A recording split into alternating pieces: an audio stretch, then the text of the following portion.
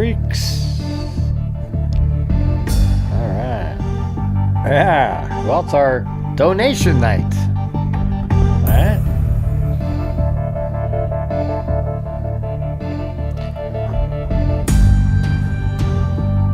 Yep. So this is the night where we have, one last push. This month we really need the push because it was so. It wasn't our greatest month. Let's put it that way. I know there's a lot of people that helped out a lot during the month. But then there's a lot of, we just didn't have as many people supporting the channel. I don't know if that's from, I think there's outside forces affecting that. So we've already given out 500 this month. And what we do is we try to raise, my goal is to get up to 1,000 on the show. Okay. And that's what I'm hoping to do. It just isn't going to be one of our best months. This is, like I said before, this is half of what February was with 28 days in it. So if you guys, can help support the channel, that would be awesome. Hey, thanks, Allie Cake. All right. And Chris O'Connell's story up there is actually, she's kind of funny. I mean, I don't know. She wanted to know if anybody else would take care of her. I'm just kidding. But thank you so much there, Allie Cake. And also thanks to WNC Grant. WNC Granny, she's a moderator, but she hasn't been here because she has, I think her work and stuff is a reverse time frame. But every single month, she still sends in a PayPal. So I'm really appreciative of that. But yeah, you guys, this is our donation night. So if you guys can help support the channel, that'd be great. And we usually have a really terrible turnout on donation night. It's sort of indicative of where people's mentality is. But we're going to, hopefully we can get up to $2,000 given out. Maybe $2,500 if we get lucky. But based on how we're starting right now, it doesn't seem like a very good shot at that either. Which is the same every single donation night we've had recently. But maybe we'll see. We'll see how it goes. So how'd the tournament go, Wild Bill?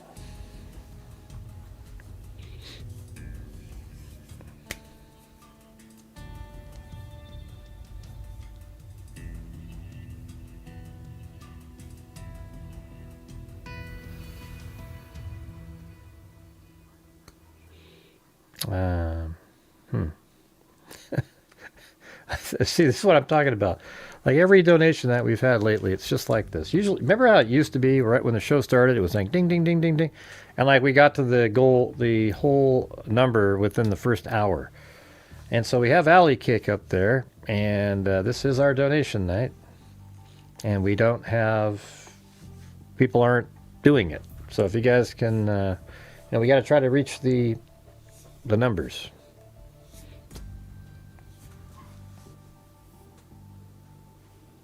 Oh, yeah?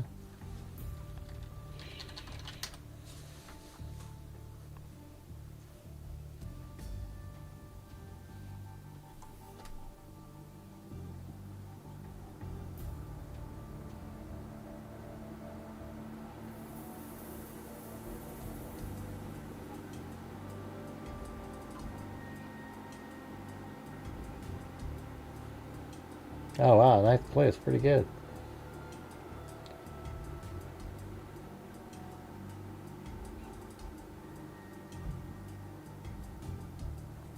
Is there something I need to be doing differently? This is our donation night, you guys.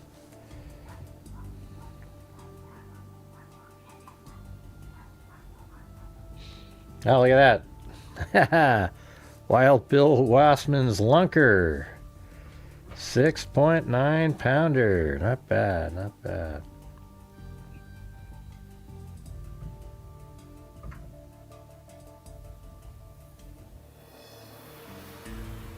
Very cool.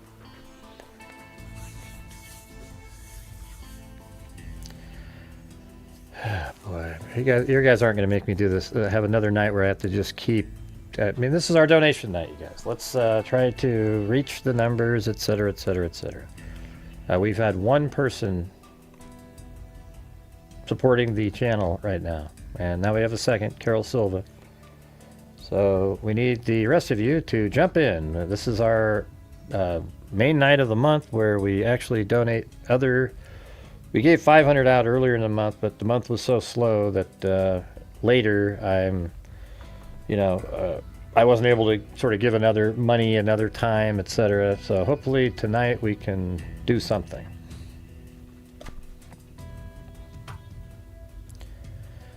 Yeah, we got Chris O'Connell. Hey, thank you. Hold on a second.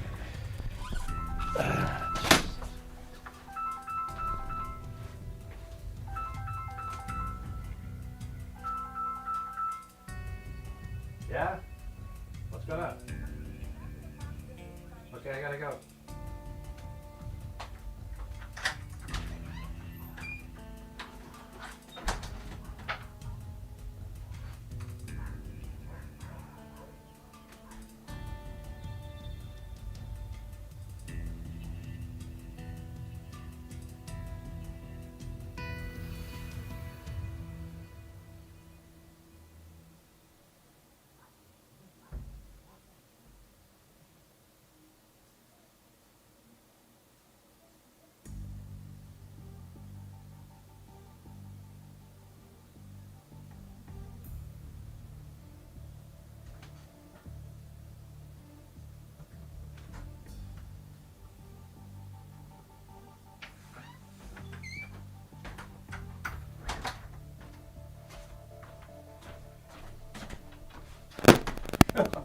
I guess my dog, all the dogs got out.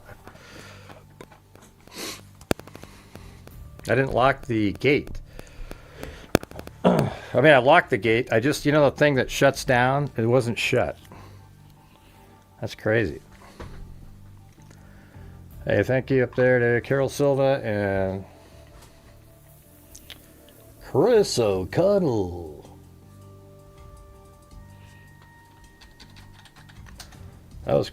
That was weird. I wonder how they got out of there, though.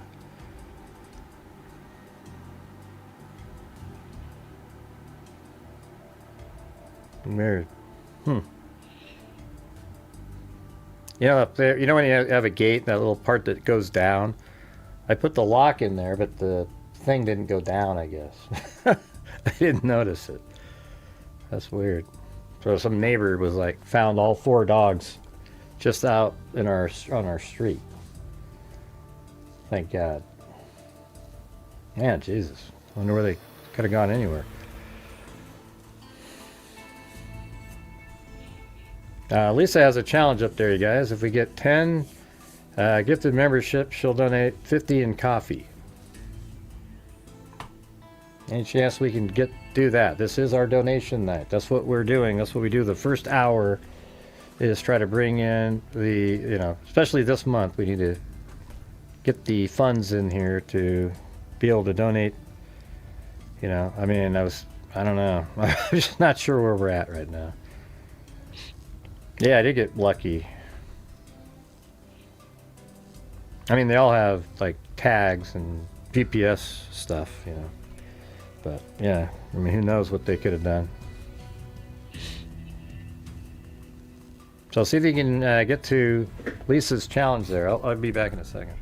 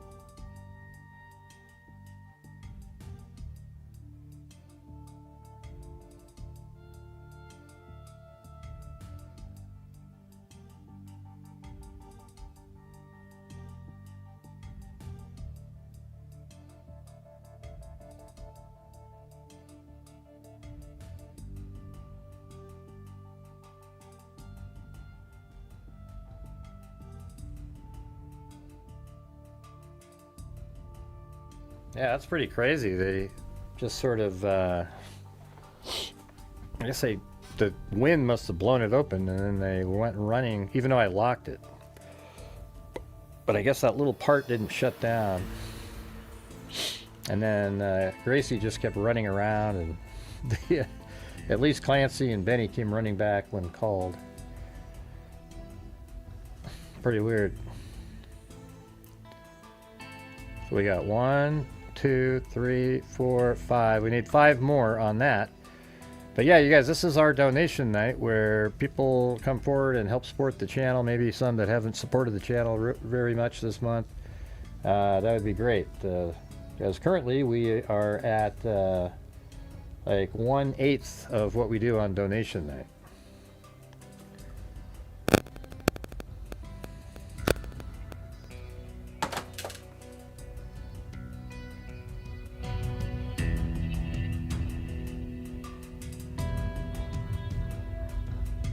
Yeah, it's weird as I heard them barking out there. I was like, man, that sounds louder than I should have heard. Yeah, there's Wild Bill Wassman and Michelle H. We're, like right now, we're at 50% of just a normal night.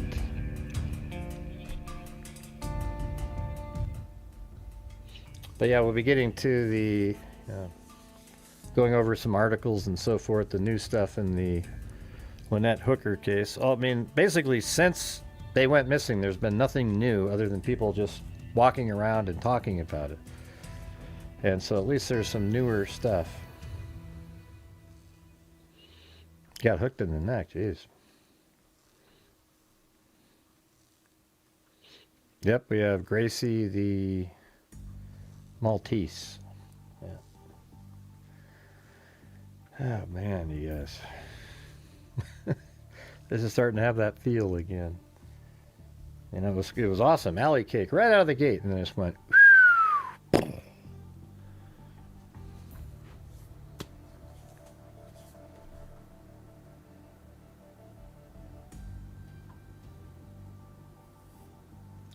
And we don't have anything. We have no coffees. We have no soup PayPals.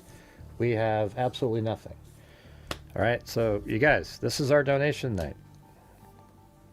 Please help support the channel, and at the end, we'll donate money to various true crime related charities.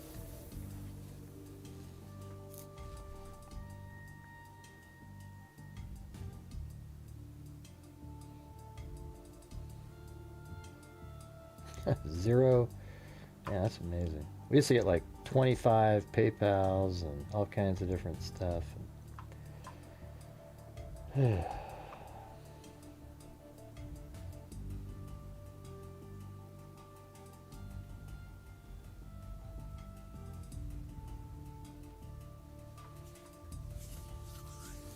National Laboratory staffer has been found in New Mexico after the woman's 20 disappearance was linked with a larger group of U.S. scientists.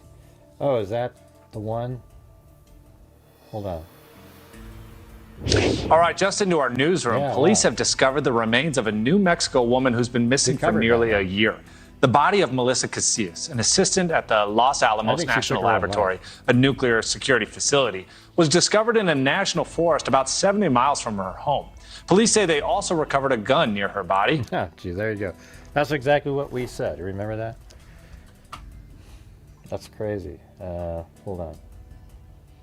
Forest about 70 miles from her home. Let's see. Police say they also recovered a gun near her body. An assistant at the Los Alamos National Laboratory, a nuclear security facility. Police have discovered the remains of a New Mexico woman who's been missing for nearly a year. The body of Melissa Casillas.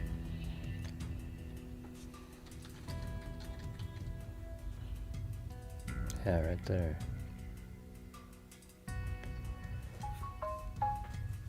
That's crazy. All right. Well, anyways, she lived here, remember, and or at least at one point.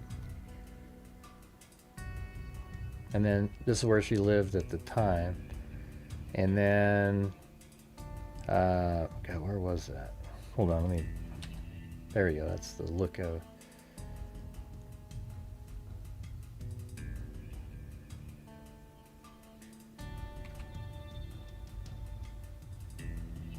I think I'm in the wrong place. That's her work place.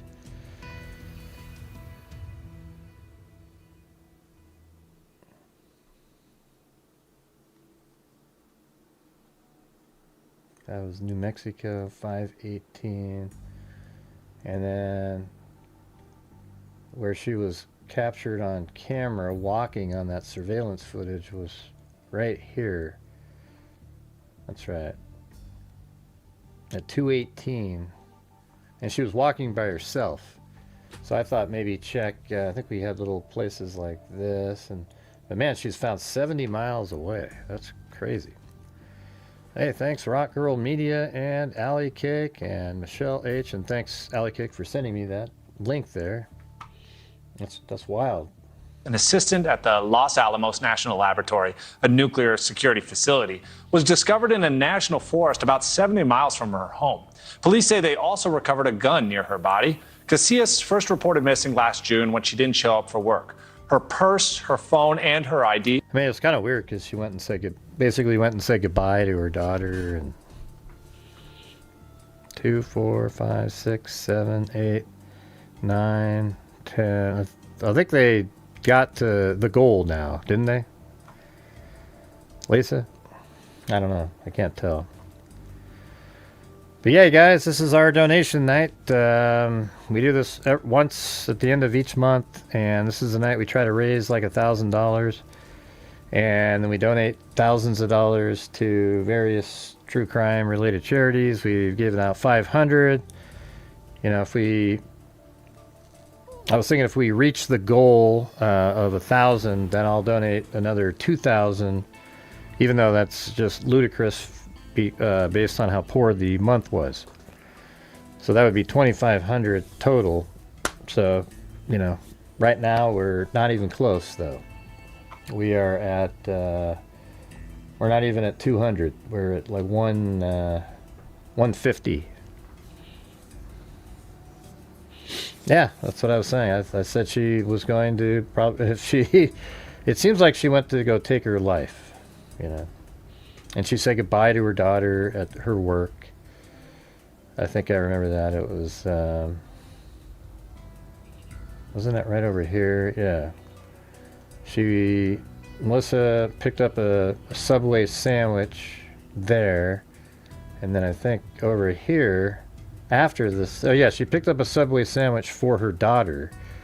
And then that was at 2:30, and then 2:50 gave her the sandwich, and they talked until like 2:57, and then she took off, and then you end up seeing her walking on this road here like this, heading down this direction. So now it's just, where was she found? Is it gonna, I have a feeling tonight it won't matter how many times I say, hey you guys, this is our donation night. It just, last month, it seems like every month now it's harder and harder and harder to get it done. Hey, thanks, Paulette. Then we had Lisa Valenzuela with the coffee.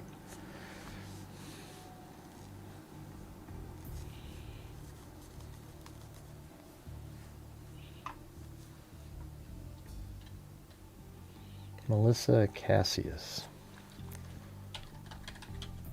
I think most of these are just people doing something to themselves. There's just a lot of employees that work there, you know, thousands and thousands and thousands. Let's see if we can get some challenges going, you guys. We're just getting crushed. Thanks to everybody who's been supporting, but man, we really got to, you know, get moving. So there it is. Police confirm body is missing Taos woman. New Mexico State Police confirmed Saturday night that human remains discovered off Rio. Okay, let's see where that is. Rio Chiquito Road. Wow. So she was walking right there, and then she... Oh man, I think I almost nailed this thing. This is crazy. Look at this. You guys, I marked that thing. That FR437 right there. Remember that? Like I put a pin there, and then it's... I mean, I don't know why there's that FR4... I know that I marked these roads after she was seen on camera walking. Hey, thank you, Michelle H., Kathy Freidenmaker, and Shelley Sullivan. But look at that. There's FR437, and then you come around like this, and it turns out that that's what this road is. Rio Chiquito Road.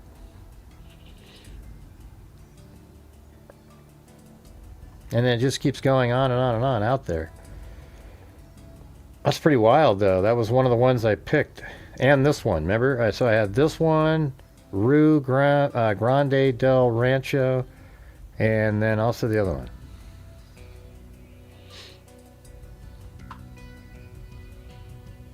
All right, let's see.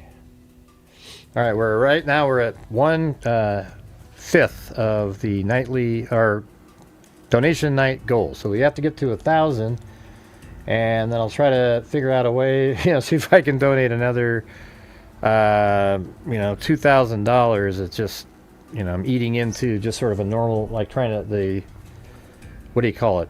Like the nut part of the channel. There's a certain number where, like, let's say I did a month and we only brought in 5,000 or 6,000. I would only, I'd probably just donate like $300 or $400, and that would be that month. But this month here is, it's more than that, but it's not good. It's literally, like I said, we're only about 55% of May, or not May, of February, which was 28 days.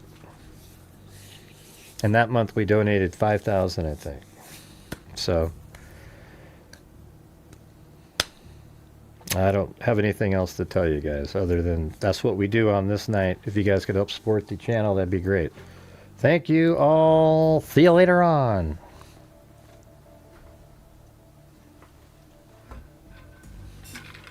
I want to see where this was exactly. It's pretty cool, though. I actually picked that one road, just after that she was found on. So she just comes around the corner and then goes boom, just like that.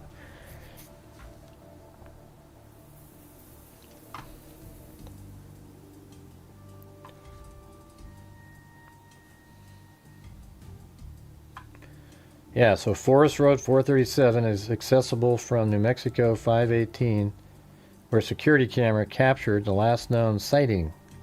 Right, it's literally right after that. State police indicated in a press release that they were notified May 28th that the body was discovered by a hiker in the McGaffey Ridge area. Okay, let's see where that is. It's got to be way out there.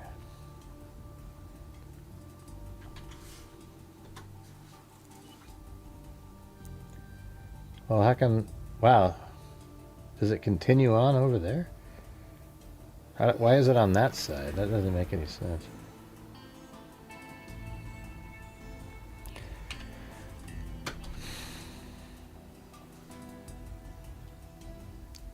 All right, guys, this is donation night. I'm not sure what to tell you. It just seems like you guys aren't really, getting it, that that's what this night is on the last night of each month. Seems like it's just ho-hum, la-di-da. We got to get moving.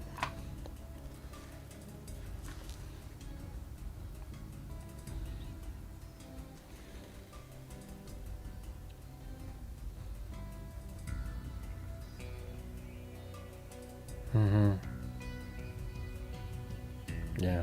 Hey, thanks, Paul Ayers. Let's see if we can get some more challenges going or something.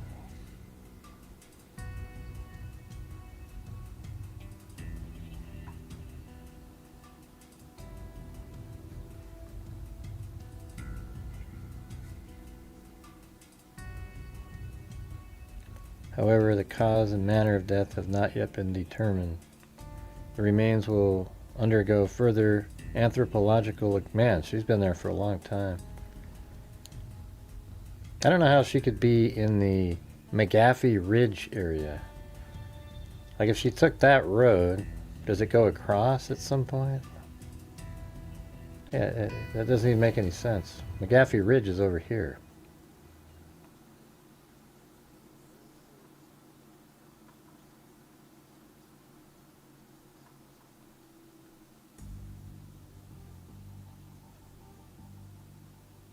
Yeah, it's 476.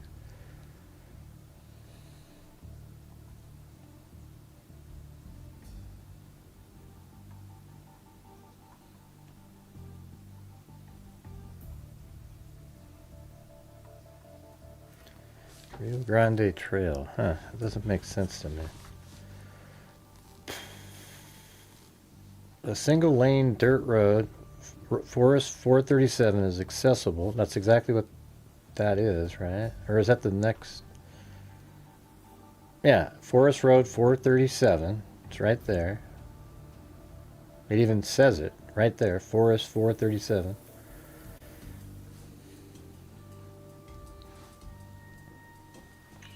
Is accessible from New Mexico 518, which is this one, in Talpa, where security camera footage captured the last known sighting of Cassius. What the heck? Whoa! Phyllis Watson, what the heck? Thank you. Wow, that's amazing. Thank you so much there, Phyllis Watson. We've been just absolutely struggling yet again.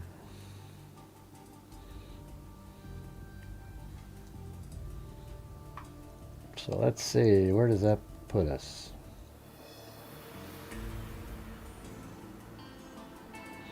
Hey, I think let's see. We're like 40% now because of that. All right, so we need more people to help support the channel. A couple challenges would be awesome. But wow, thanks so much there, Phyllis Watson. That was really amazing. That was amazing.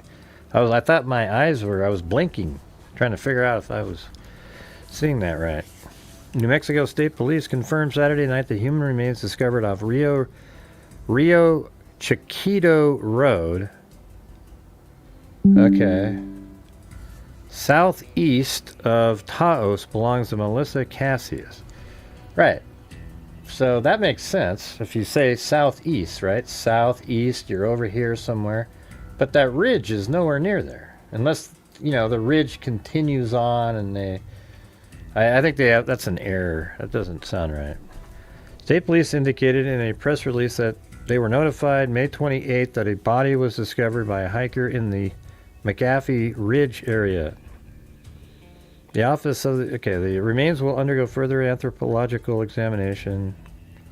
We confirm that the remains found in Rio Chiquito are Melissa Cassius, who lived with her husband in Rancho Taos, was reported missing after her daughter Sierra Cassius came home.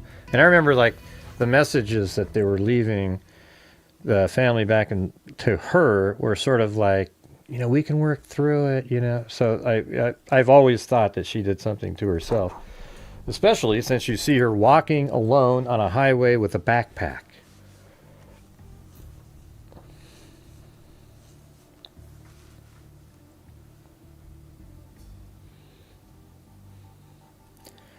All right, guys, this is donation night. This is where everybody steps up and helps support the channel. There's a lot of people out there that don't support the channel every single night like other people do, which I'm really thankful. I don't know how to really explain it. There's a lot of people that donate a lot of money each month to help support the channel, but this is a night where maybe other people could come forward and help out, and when we get to the goal, then we'll donate. If we get to $1,000 on YouTube, and I guess combined, then I'll try to donate like another 2,000. We've given 500 so far.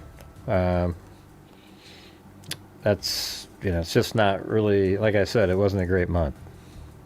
You guys probably noticed it during the month watching, just seeing how few people were contributing and helping, because that's what we do here. Like, we've given over 30,000 to Texas EquiSearch, over 30,000 to Rain, over 30,000 to, I think it's NICMEC, and then over 115,000 to our DNA fund, 24,000, or probably more like 26,000 now to our scholarship fund, and a whole bunch of other charities that we've helped out over the years. And it's becoming a little bit more difficult, unfortunately. So if you guys could help support the channel tonight, we're just not even close to that number right now, even with that amazing one. That shows you how slow it was, okay? Because when we just got that incredible 50 from Phyllis Watson, that got us to like 45%. So imagine if you just took away that.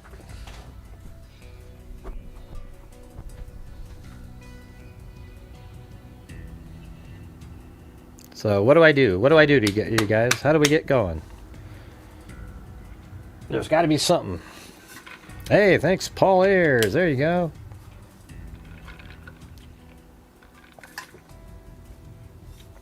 Thank you. The ad revenue doesn't seem to work anymore on my channel either. I do videos and I get 1,500 views where I make about $4. So it just doesn't, nothing's really translating at this point.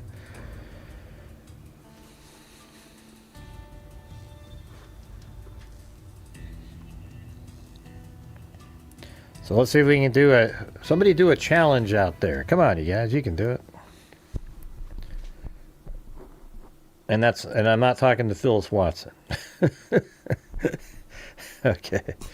I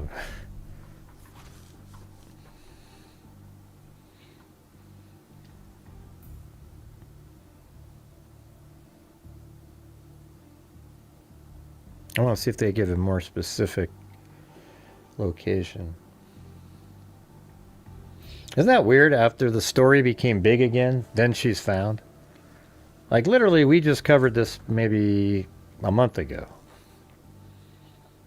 New Mexico State Police said remains found in Carson National Forest. So let's see where that is. God, would you stop with the...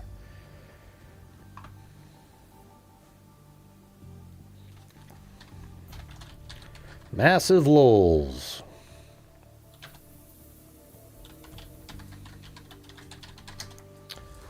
Yeah, see what's going on? Like, everything's over here. They keep putting, see? I mean, we even had Carson National Forest marked down for a reason. That's the way they mark things just don't sound right. How does that make sense? Here's Carson National Forest. I mean, like, maybe this whole area is Carson National Forest. I don't know, but they said that she went down here and she was found southeast of her home, which is over here, okay? And that matches the road that they said.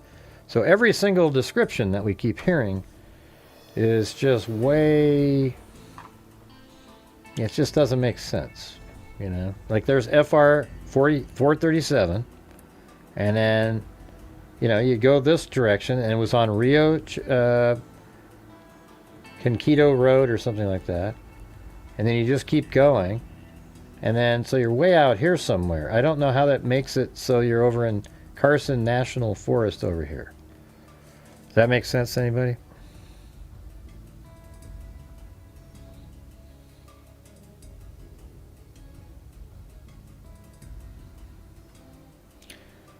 Yeah, it sucks that she I think if you're not in physical pain or something like that, I think taking your own life is just one of the most selfish thing in the world, especially when you have kids and a family, and it's just, you know, figure out something. All right, you don't do that. People that are in horrific physical pain all the time, I get it, you know. It's like, geez. But I don't think that's what was going on here. You know, you just screwed up people's lives by doing that.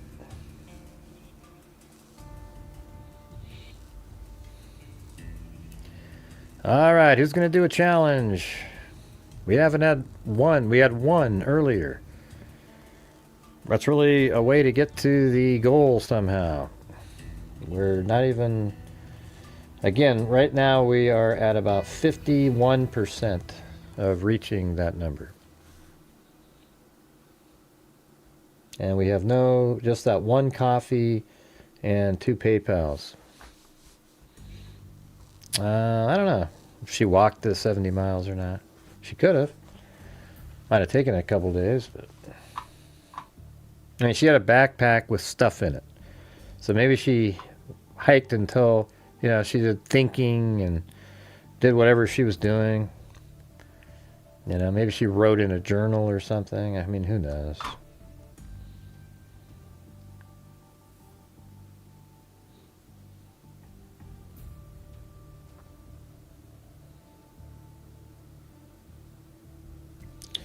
That's weird. We hadn't heard of this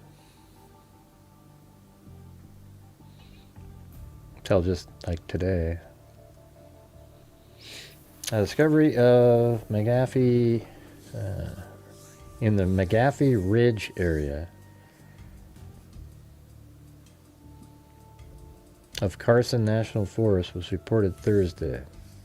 Investigators also learned that the handgun was located alongside the remains. So this is just like that case in that we actually paid for the DNA solve of in Colorado, like Peak 6, I think it was.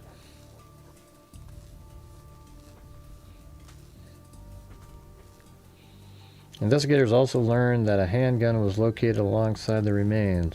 The medical investigators' office is likely to determine the cause and manner of death. A representative for Cassius family said it would have no comment until after the upcoming meeting with investigators. Representatives for Los Alamos didn't immediately respond. The area of the discovery about 6 miles from... So now it's 6 miles from Cassius's home. That makes a hell of a lot more sense. See, why is it so different in these things? Can be reached by state highway, which she was seen walking along the day she was reported missing. I actually think it's just... I'll tell you where I think it was. Let's go to her house. Her house is... I think it was right here. So let's just go, basically from there... down in here somewhere, go like that. All right, right now we are 1.54 miles. And down to here, and then she probably went up like this.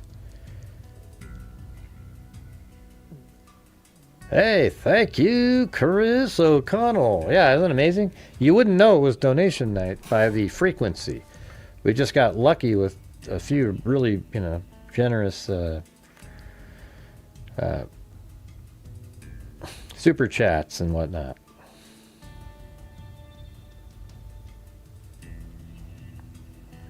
That's 2.78. So let's just go all the way to 6 and see what that looks like.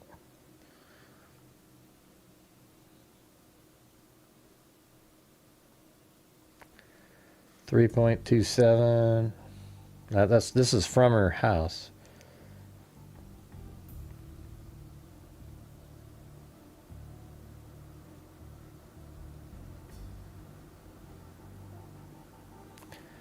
Four miles.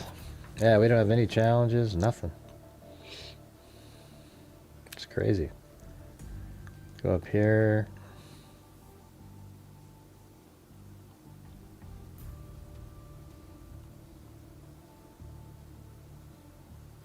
Thank you, Chris O'Connell again.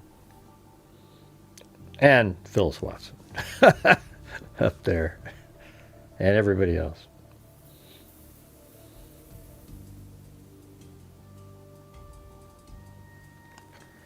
That's 4.6. So this is getting pretty far away from her house. But doesn't 6 miles make a hell of a lot more sense?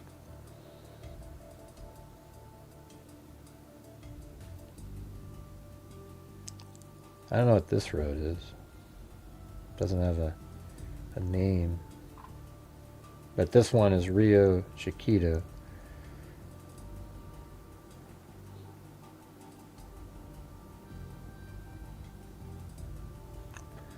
.31.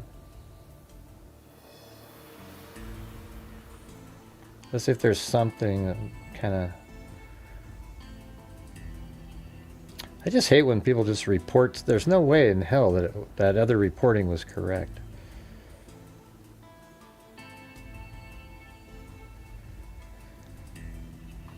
.66. Hey, thanks, Cheryl Bullock. So there's this Drake. So they're saying off of that road. So maybe right in here. Let's just sort of... Let me just go to 6 here for a second.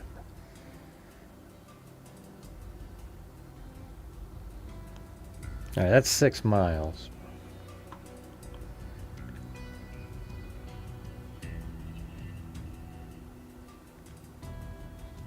Huh.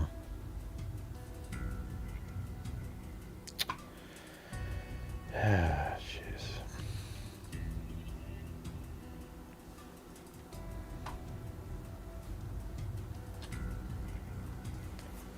That's from her house. That's 6 miles.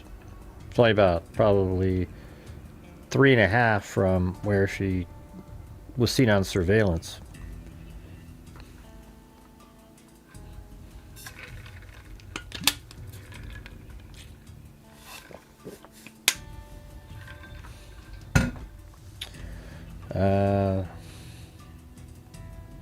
Yeah, let me get this in the right folder though.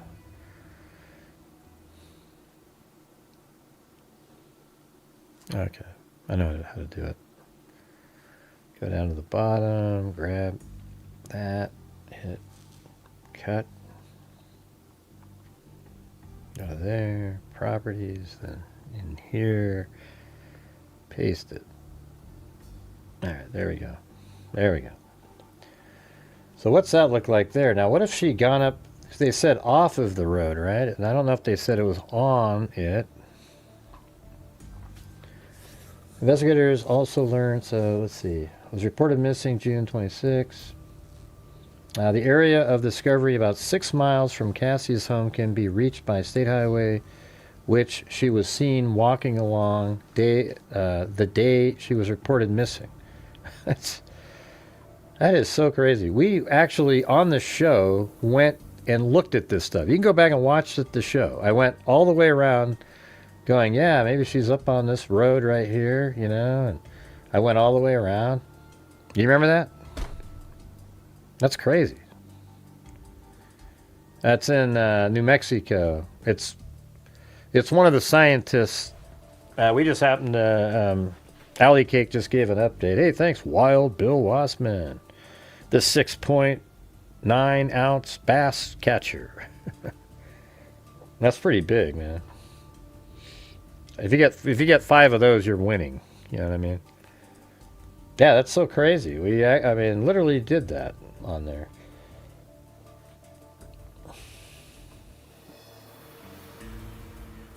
So I remember looking at this saying, okay, this is where she's seen on surveillance, walking by.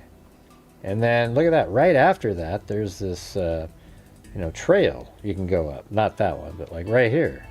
And then it heads way up into the mountains and cuts over. And, there's all kinds of stuff.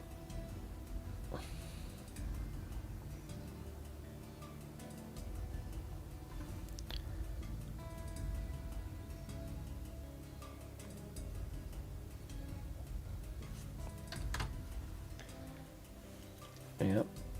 What do we got? We got Phyllis Watson. How about a 5 for 10 challenge? If 5 of you gift 1 membership, I'll gift 10. Wow, Phyllis. Well, there's 5 right there. And 2 more. Hey, we got Kami and Chris O'Connell. And Paul Ayers. We got Hi Gray and Freak. Hold on. Hi Gray and Freaks. Happy donation night, Gray. I learned about the Gonzalez new foundation that helps fund IGG. Yeah, we already do that, so that's cool. Well, we already fund IGG, Kami, so, we already have a thing that does that, but, I mean, I guess I don't have anything against adding maybe to that one at some point, but, we have our own fund that we actually use for identifying. And why are they doing that? I mean, I guess because Koberger was identified through that. That's pretty cool, though. But the thing is if I was sending money to them for IGG, wouldn't it make more sense for us to send it to our fund? Because that's what we do. We've been doing this for a long time. What do you guys think? And thank you, Chris O'Connell, Paul Ayers, Kami. Hey, your challenge only lasted about 2 minutes, Phyllis. That was like just boom.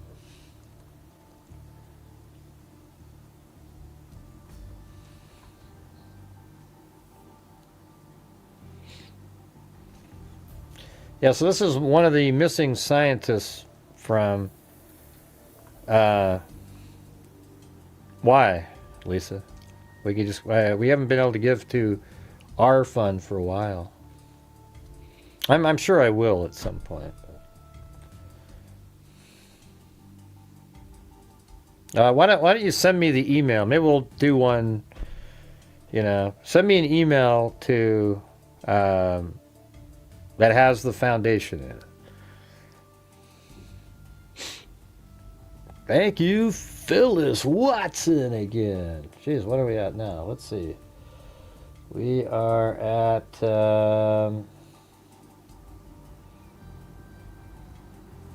well, we're 5 memberships short of 70%.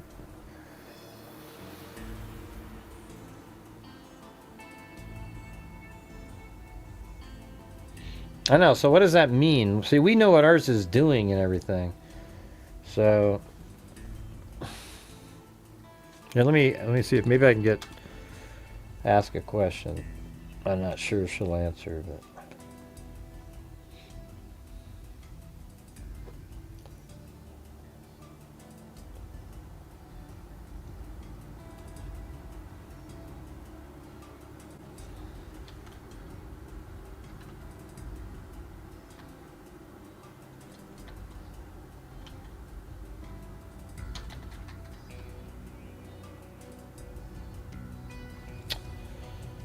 Huh. Let's see.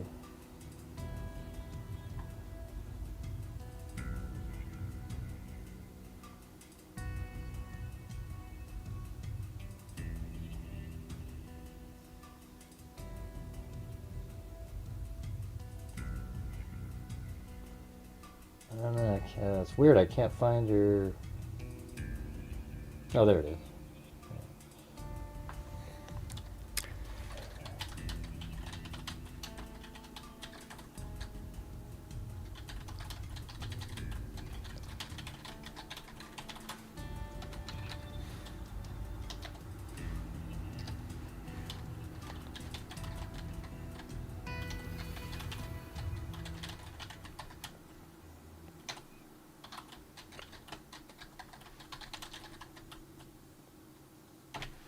All right, I'm just going to ask Olivia, see if she can tell me.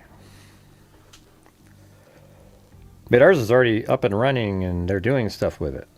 That's what I'm kind of wondering if they're not really, like, it's not already doing something. All right, we still need the support for the channel to get up to, we are right now about 300 short of the 1,000. And if we get to 1,000, then I'll donate $2,000 more this month. We've already gotten 500, and I wish I could do more, but this month is, like I said, I know there's people in here that have helped, probably almost, like ridiculous amounts. But it just shows you how slow it was from everybody else, And my channel actually tries to make a difference out there where, others don't do anything. They just do the show, rake in the dough, and move on to the next show. I try to bring in the money so that it can support my channel, and then we can also give with the income from the ad revenue, if there's any, and the super chats, etc., and all the income that comes in, and send in thousands of dollars to various organizations, etc. I think that's the way it should be done in the true crime world, but apparently there's people out there that don't think so. They think it should just be, you just make money for yourself. Yeah.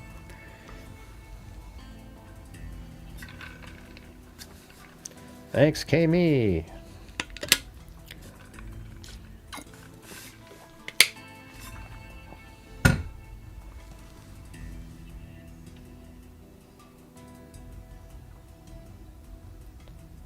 Yeah, we had a nice little run there, and then it just went piddled out.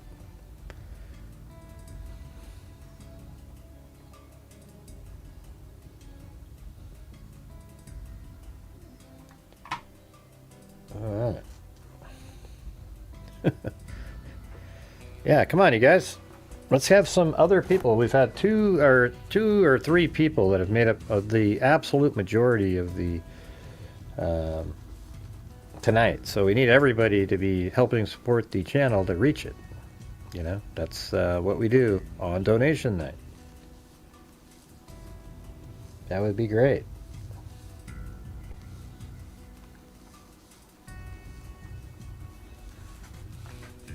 Yeah.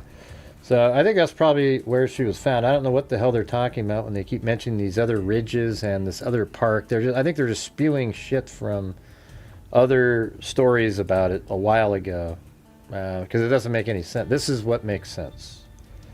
That she walked up this road, and this is where she was found, up here somewhere.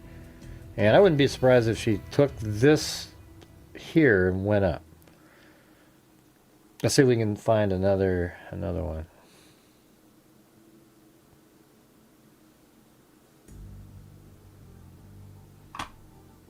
Thanks, Lisa V.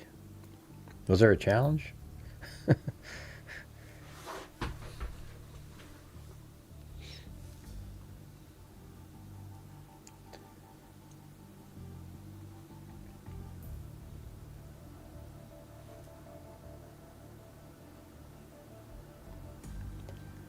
Let me find a different one.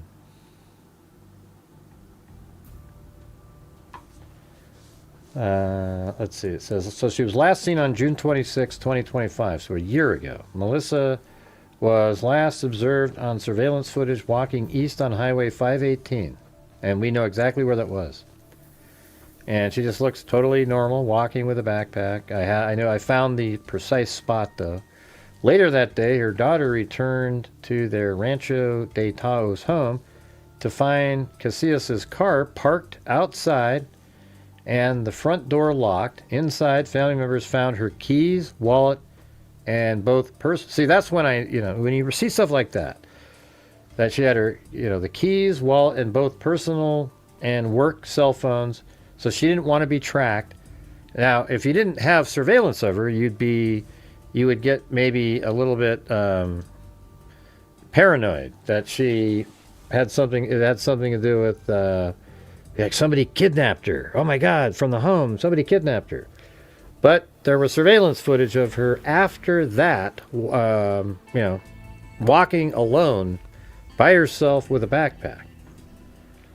Her disappearance prompted a widespread search effort by local and state authorities, drawing considerable attention from the true crime community and national media. On May 28, 2026, a hiker discovered human remains and a handgun in the McGaffey Ridge area. So that just isn't right. Of the Carson National Forest. That's just incorrect. Wow. Let's see. What's weird is McGaffey Ridge and Carson National Forest are over here on the other side. That's what makes me frustrated. Like Carson National Forest and then McGaffey Ridge is over here. That doesn't make any sense. All right. Because she was on this road 6 miles.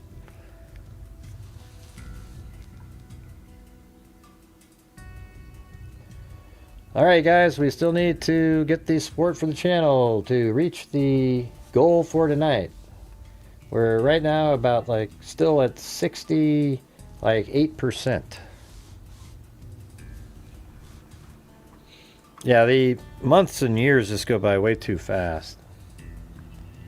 Seems like.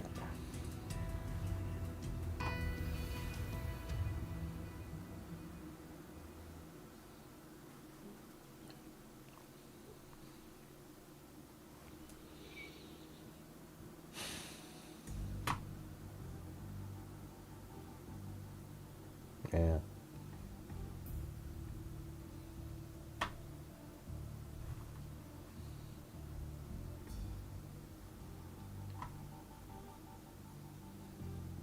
Doesn't anybody have the right info?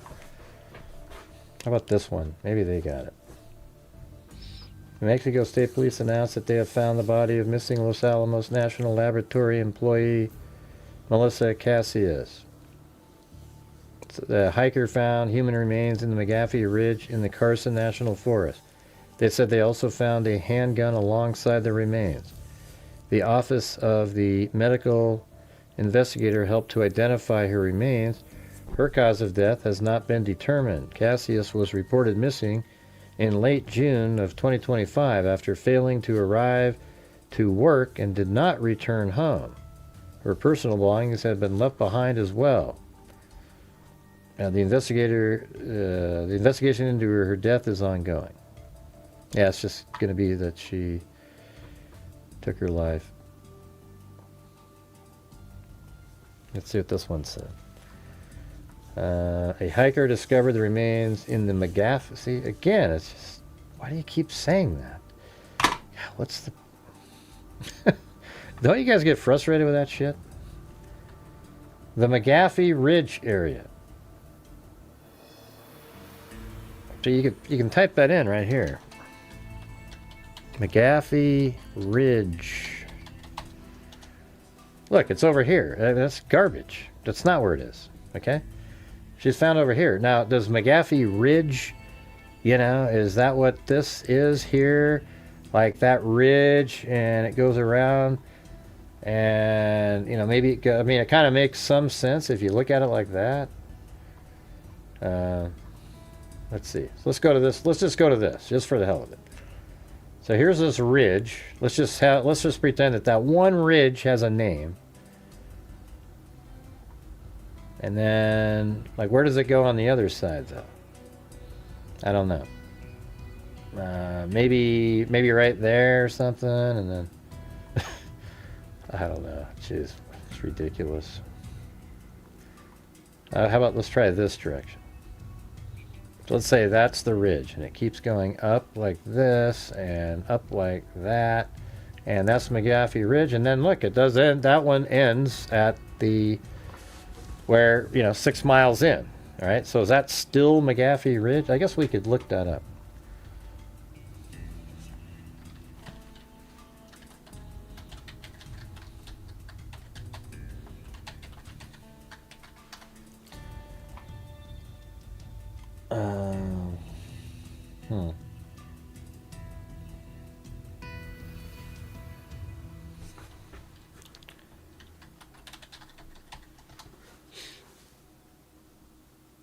Yeah, they don't. It's no better. You know. Doesn't make. It's still the same garbage. I don't know what it means. Oh well, I guess we'll not know the answer to that one. Thanks, Wild Bill Wassman.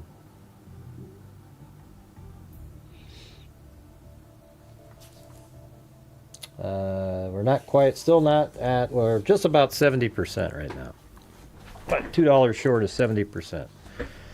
So we still need, hopefully, I'm going to move on to the story now, but if we need to get another 300 in to reach the 1,000. If we don't get to the 1,000, then I'll just do 500 more. But I'd like to do the 1,000. Like if you guys do 1,000, I'll actually match the 1,000 in donation. All right? Because this month, I mean, if I was just by myself and we had no donation night, I'd probably do 1,500 total because it's just, you know, for the amount of work I put in this month, and the I don't know, just wasn't the same. Yep. All right, we just passed 70% by $3.52. God, what kind of a weird... These weird people come in and make weird comments. Jeez. Wow.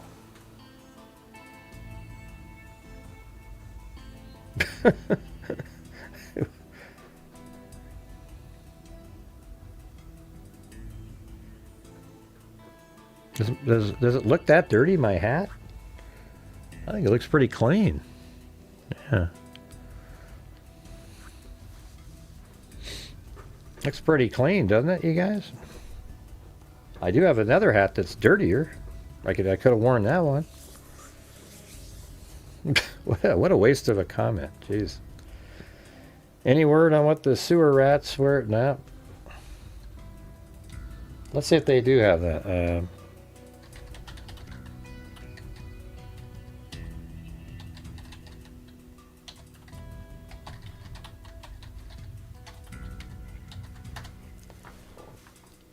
Manhole mystery. Let's see. 3 hours ago. Oh, let's see. Hold on. Got another. God dang.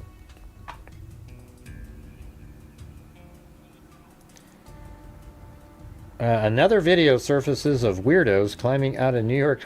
Yeah, weirdos. That sounds like me. I would have said. Climbing out of New York City sewer manhole, and no one knows what they were doing. A second video of sewer spelunkers, never heard that word, emerging from a Brooklyn manhole wearing headlights and carrying shovels. See, that's alarming, isn't it? I mean, for all the people who believe it's somebody filming a movie, unless that's a prop in the movie, it just seems... But there remain no answers on what they are doing down there. One creepy new clip shows a whole cadre of men exiting from a manhole at the intersection of Bedford Avenue. Do we have that one? Is that the one we have? Bedford and Lynch Street.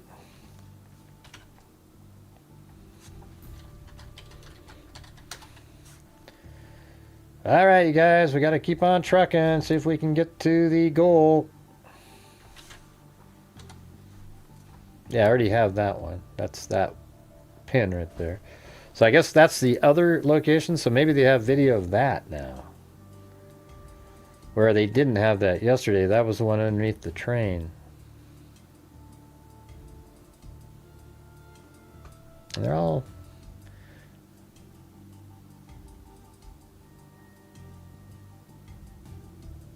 Okay, yeah, that's a shovel.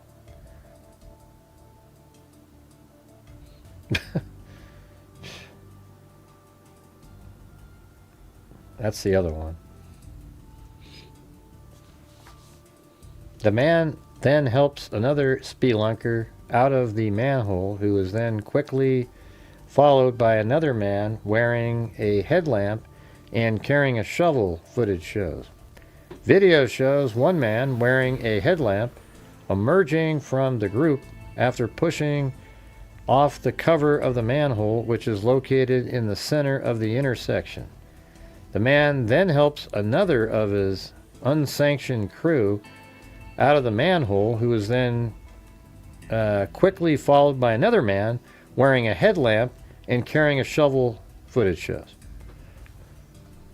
They're panning for gold? I don't know. Men with flashlights and shovels continue to pour out from the bowels of Brooklyn, with one nail-biting moment showing a man narrowly being run over by a car while emerging from the sewer. What an idiot. Well, where's the video, though?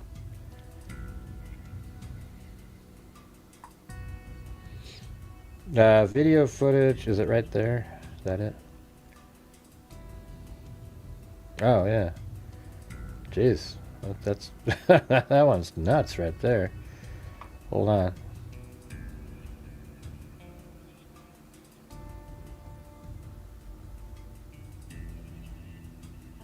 Like, what is that? That's like a pan of some, like a, what the hell is that?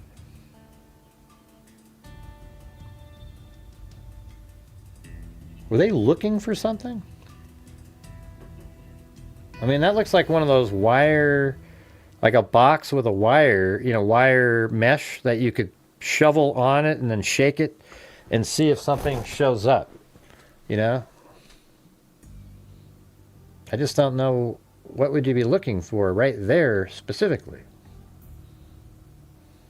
So the guy just handed him up that. See, that looks like one of those, like a box that has metal mesh wiring that you can put dirt on and then kind of put water on it and shake it.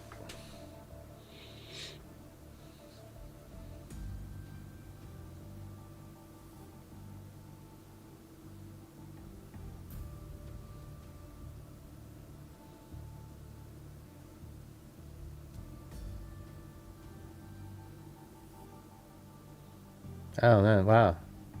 Jeez, what an idiot. And then he has what is he? A shovel.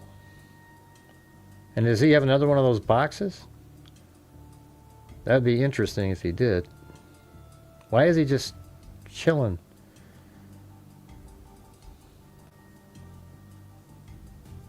Yeah, he has something like that too.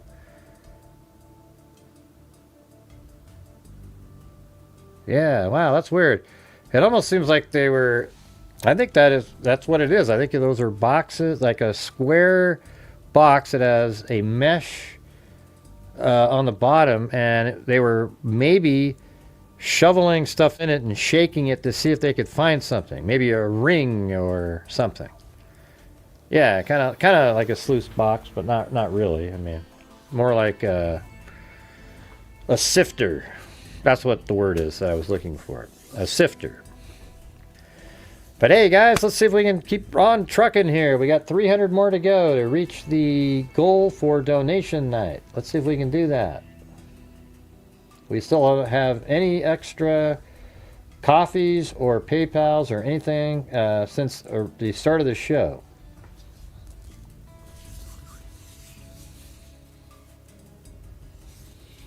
But why would there be a ring or something right there? And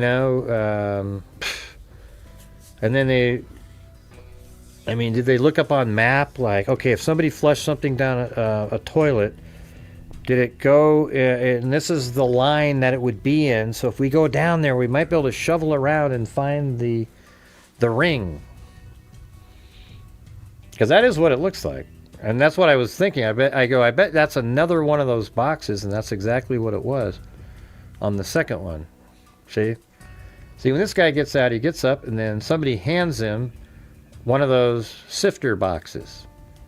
It's a little bit not as long as the other one, but see how you can see through it to his leg? That's because it's a screen. And he's walking over there, and then this guy has a shovel, and then this guy has a shovel. All right, and then another set comes in. So are we done for the night, you guys? Doing the support part? Because, I'll donate the money, but if we can reach, should I wait till later? Because if we get to 300 more, then I'll donate 1,000. But if not, it'll just be 500 out of that. And then this guy comes out, and then it looks like there's absolutely the same one. It looked like he had two, actually. He had two of those. That guy grabbed two of those boxes. Watch, he put one and then put one right next to the other one. Watch. Ding, ding. And then so there was two of those.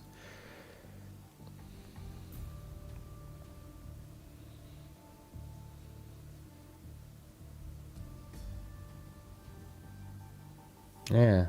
That's really, that's pretty weird, And what were they doing on the first one? Yeah, it's weird regardless. I mean, what the hell are you doing? Why would you be down there? I mean, I guess what they could be doing is just looking for jewelry that people might have worn and it fell down the sink, and because of the weight of it, if it's gold, it doesn't make it down the sewage line, and they go down there and they try to find it. I don't know. It's just wouldn't that be weird if that's what they were doing? Yeah. All right. Anyways, let's get off of that. I don't have any more to add. What I'm going to do, though, is I'm going to throw that into that folder so I have that link. That was from the 30th. All right, you guys, let's see if we can get another challenge going by somebody. We've only had 1 or 2 challenges tonight, I mean.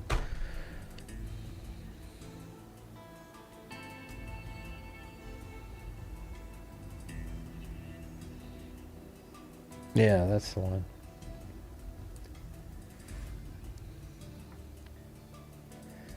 Folder, New York manhole people emerging.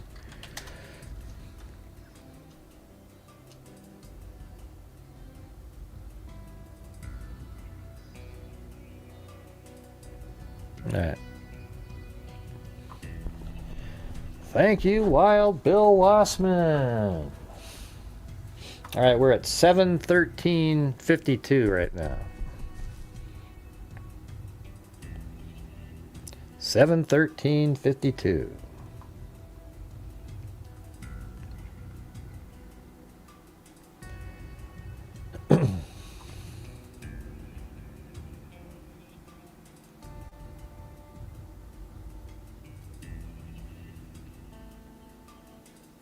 All right, we're switching over now to the Lynette Hooker, Bahamas. Here we go.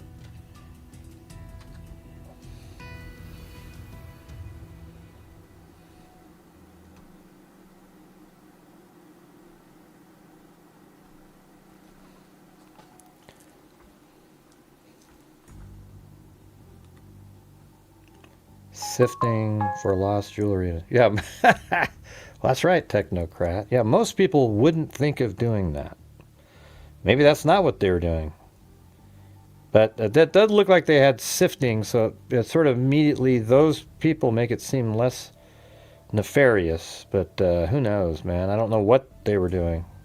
And that's just me thinking that that's a sifter. And it looks like that's exactly what it is.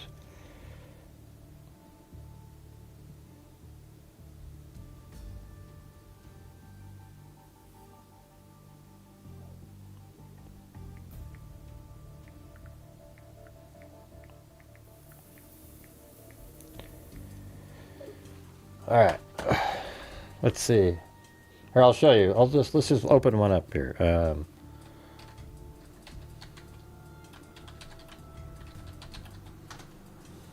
Yeah, I mean, look, that's exactly what that is. See these things right here? Just something like that. They may have made theirs or whatever, but I think it's like, I'm almost certain that that's what he was holding. Something similar to that. And maybe if I said aluminum. Yeah, it could have been one like that. I don't know. It looked kind of thin. But I'm almost certain that's what that was, right?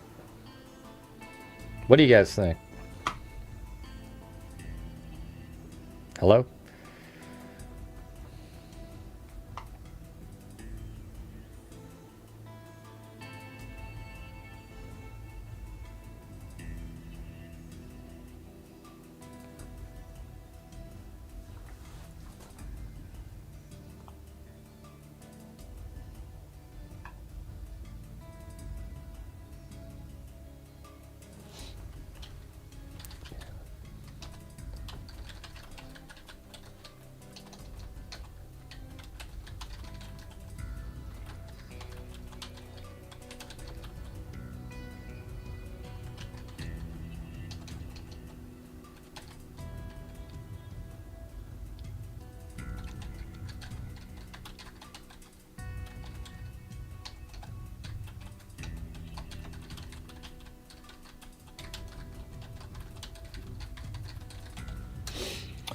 Yeah, so I just Olivia said that what the setup is that they it's a nonprofit is to work directly with labs to fund IgG analysis when counties don't have the money to process it, mainly for cold cases.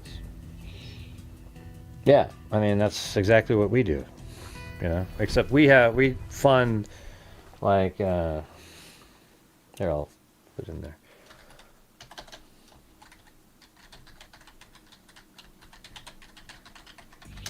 Yeah, I guess it's sort of different because they work directly with, you know, I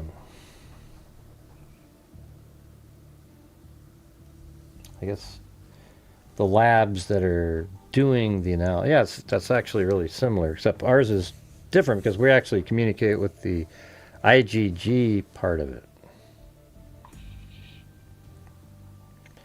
All right, you guys, we got to keep on trucking. We still got another 270 something to go. Or actually, yeah, 287 to get to the $1,000 mark on donation night.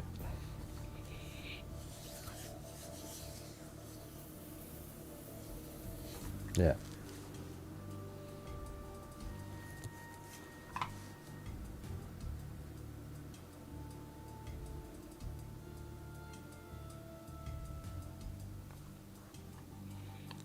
Thank you, Steve Connerly, or Stephen Connerly, if you don't want to be called Steve.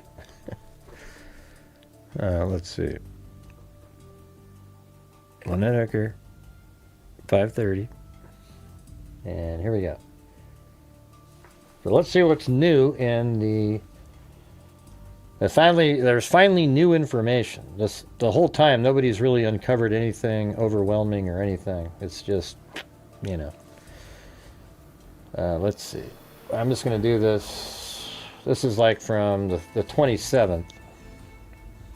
The U.S. Coast Guard will reopen the search for Lynette Hooker, the Michigan woman who had been missing since April after she fell overboard in the Bahamas, according to U.S. official familiar with the investigation.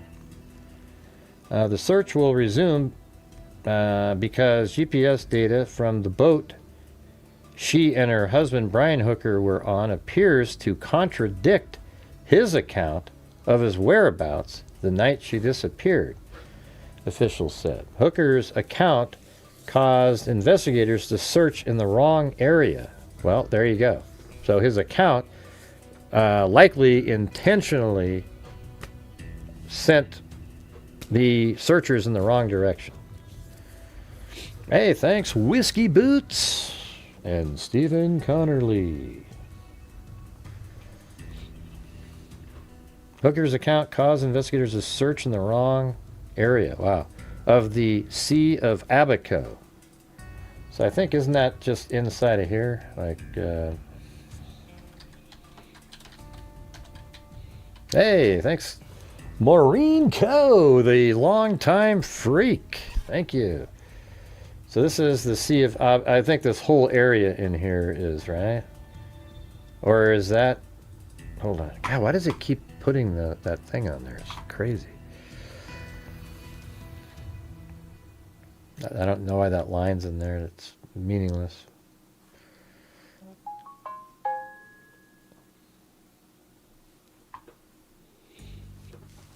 All right, let's see.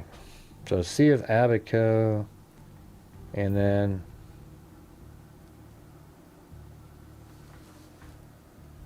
yeah, I don't know. Yeah, I think that's probably this whole area then, even through there.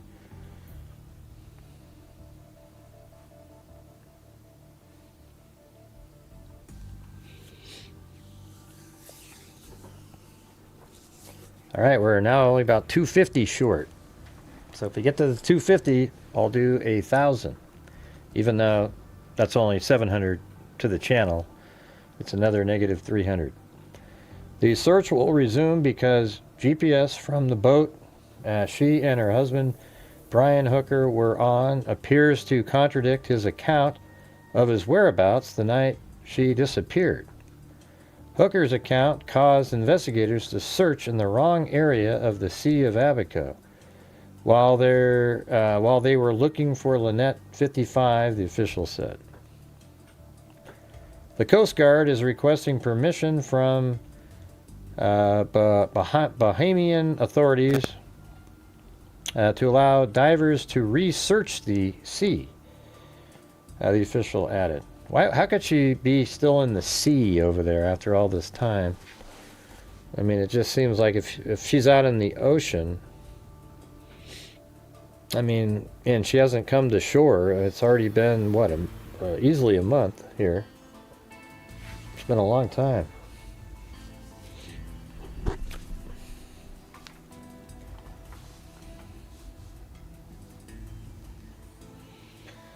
All right, what time do you guys want me to, like, we're trying to get to the goal. We are currently $252 short of the 1,000 that we bring in on our donation night. What time do you want me to,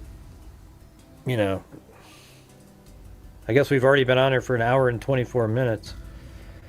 You want me to go to 2 hours or the whole time or right near the end of the show? Maybe, how about we do Lynette, Hooker, and then let's see where we're at. Okay, but I need your guys' support still in here. And, it's the only way. I can't invent money, it doesn't just exist.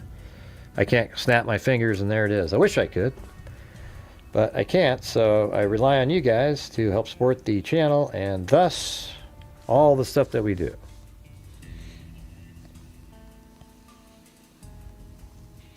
Yeah, I mean, I'll wait. We'll see how it goes.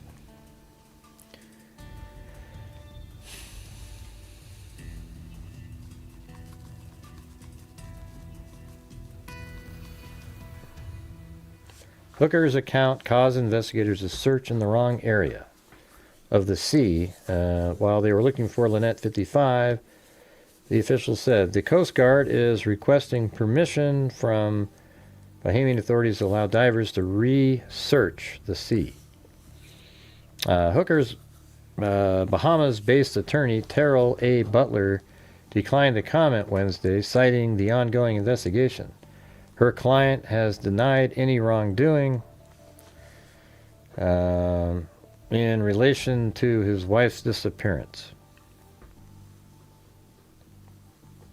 Lynette's daughter, Carly Aylesworth, told ABC News that she provided DNA to the Coast Guard on Wednesday to aid its investigation into her mother's disappearance. Lynette's mother, Darlene Hamlet, said authorities have not kept her up to date on the investigation, and she has not talked to Brian Hooker. She declined to comment further. The FBI is processing evidence at its facility in Quantico, Virginia, according to the U.S. official. Hooker told Bahamian authorities that his wife fell out of their 8-foot dinghy while the key to the engine on the evening of April 4th, as they were traveling, she had the key in her hand when she fell out. He claims. I mean, all of that was such bullcrap. It was just like this perfectly, I mean, it's a lamely, perfectly contrived story that tried to explain all kinds of different things. It was just so stupid. All right, well, for waiting that amount of time, you guys, we need to make some progress in here, and we just haven't been making any progress. And by the way, we have no comments by anybody other than mods and members. Not sure what happened to the rest of the people, but they seem to have disappeared.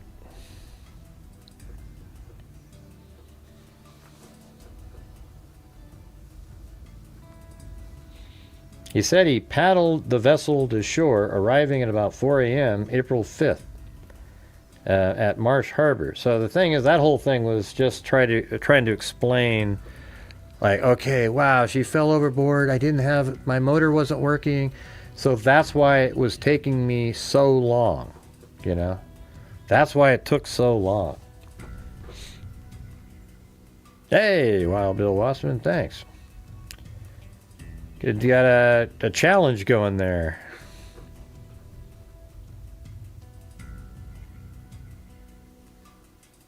No. What are you talking about, Lisa? I don't understand.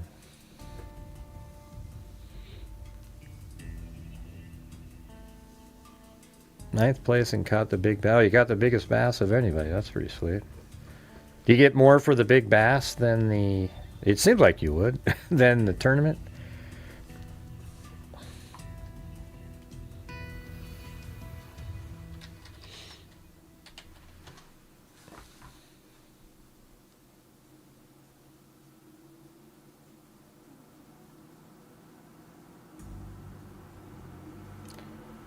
So he sent a video to me?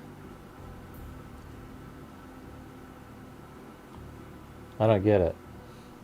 You said, Wild Bill sent a video to you. It's his girlfriend's father fishing channel. Where is it? I didn't see it.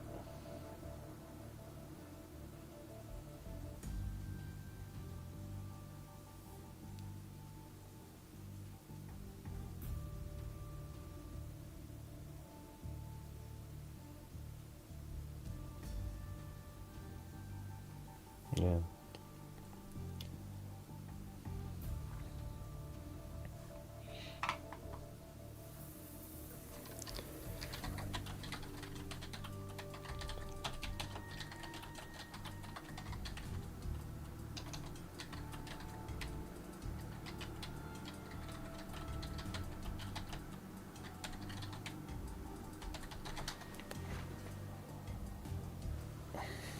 I don't see a video from him.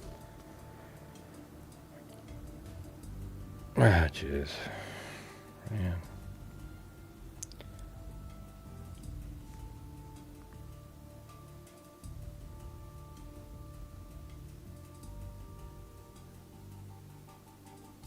It's whose girlfriend's got what? It doesn't even make sense what you typed in, though, Lisa. Ah, Jesus. Here we go again.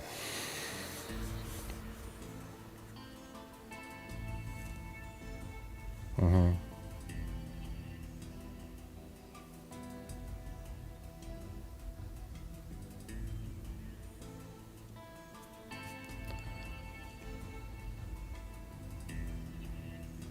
Yeah.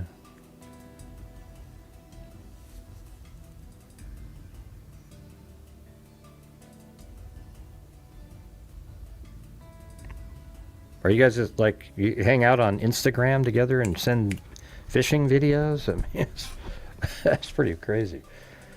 Anyways, he said he paddled the vessel to shore, arriving at 4 a.m. April 5 at Marsh Harbor Boatyard, where he told someone that had happened. He told someone what had happened, authorities said. That person then informed police. The Coast Guard took possession of the couple's boat, the Soulmate, this month. Hooker was arrested in connection with Lynette's disappearance on April 8th and released 5 days later without being charged. At the time, Royal Bahamas Police Commissioner Shanta Knowles said he would remain suspect. Yeah, it just seems weird outside of in here. Like, I don't know. That's what I'm saying. I didn't get a video yesterday. I didn't get one yesterday. Hooker was arrested in connection with Lynette's disappearance on April 8th and released 5 days later without being charged. At the time, Royal Bahamas Police Commissioner Shanta Knowles said he would remain a suspect. Hooker has denied harming his wife and has returned to the U.S. I've never harmed Lynette, and I would never harm Lynette, and I want to find Lynette. Let's see. Aylesworth previously told NBC News that her mother and Hooker had a history of not getting along, especially when they drank. Yeah, there you go. Let's see. Yeah, I didn't get the video. A video of what, though? He asked me to send him a video, but a video of what? I mean, what are you talking about? It's like, hey, send me a video of what? You know? Yeah, I'd like to see it too. Super confused on your format. Oh yeah? Yeah, what's that? What's my what are you confused about there, Chris Nurse? I can tell you're probably one of those new accounts that just popped up. But what are you confused about? Go ahead. Confused on my format.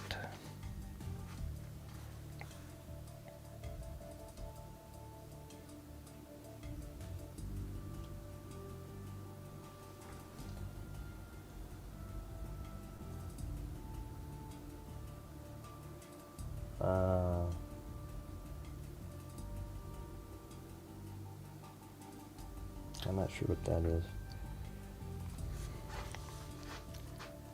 You showed last night of my nephew. I don't remember showing that. What was in the video?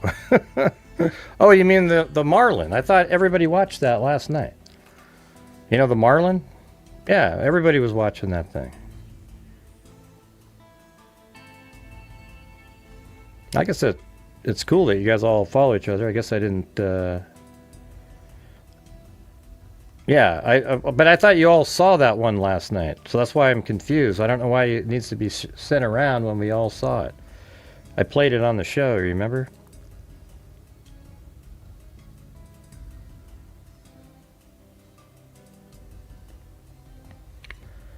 Let's see. Yeah. Notice how that person never even responded after their comment? They just disappeared. Super confused on your format. Yeah, well, this is our donation night, so there isn't really it's not as direct as normal, you know?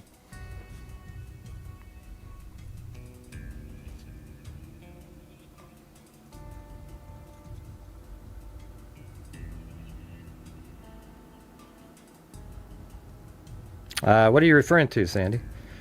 I'm not sure what you're talking about. We're talking about last night. We played a video of a marlin on the show.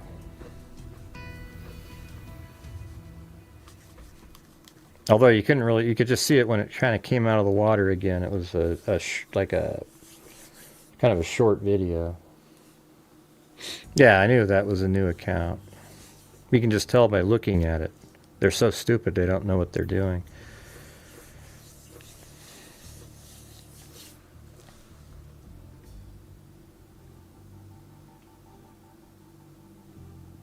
These are all just in order, so we'll see what this one says. Coast Guard will dive in new area of Bahamas water in search for Lynette Hooker, officials say.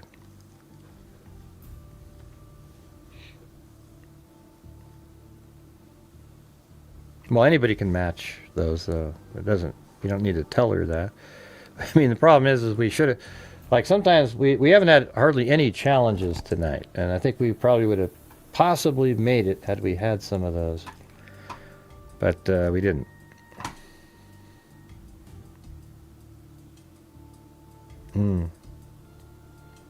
Okay, it was on last night's show, though.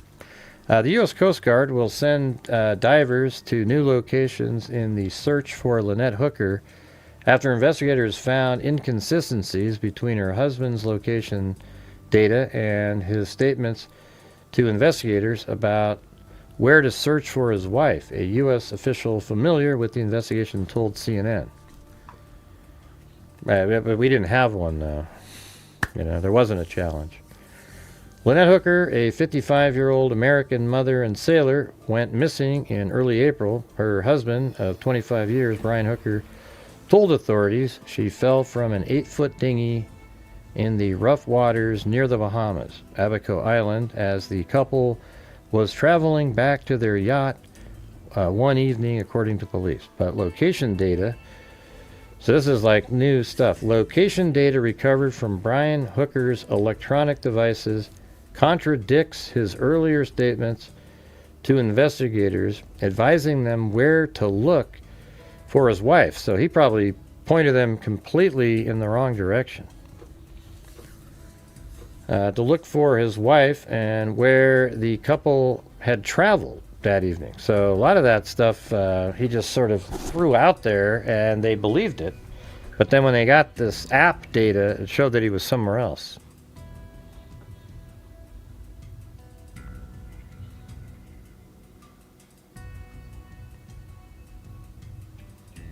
I'm not sure who you're talking to, Chicken Wing.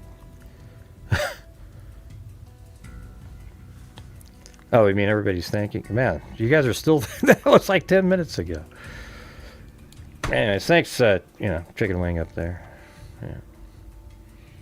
Wild Bill Wassman, Chicken Wing.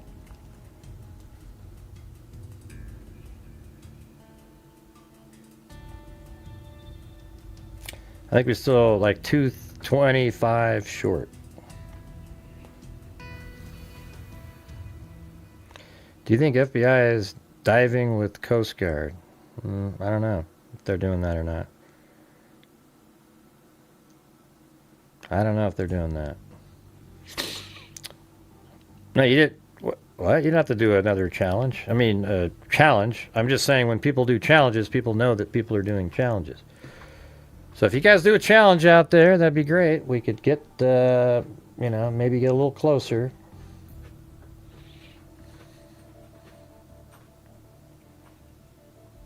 Looks like Wild Bill threw one in there just now. He caught the big bass, I should have held mine further away from my face because it would have looked the same. Mine was only about 4 pounds. But I think the further I hold it away, it looks like a 10.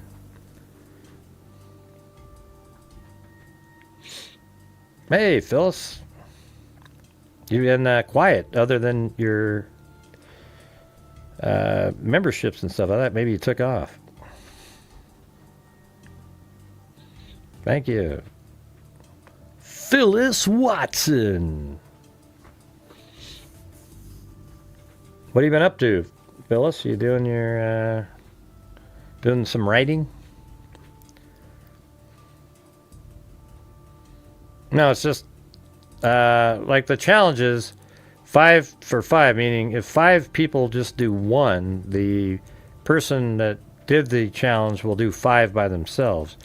So it's like you guys do 2 for 1 on your end, basically. Yeah. So we just need 3 more of those, and then... Hey, thanks, Sandy Shirley.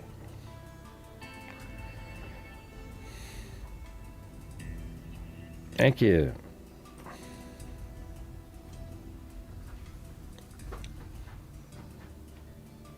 She fell overboard. Authorities say Brian Hooker told them the dinghy lost power because he had the engine safety key, because she had the engine safety key when she fell. So that would immediately stop their electric engine.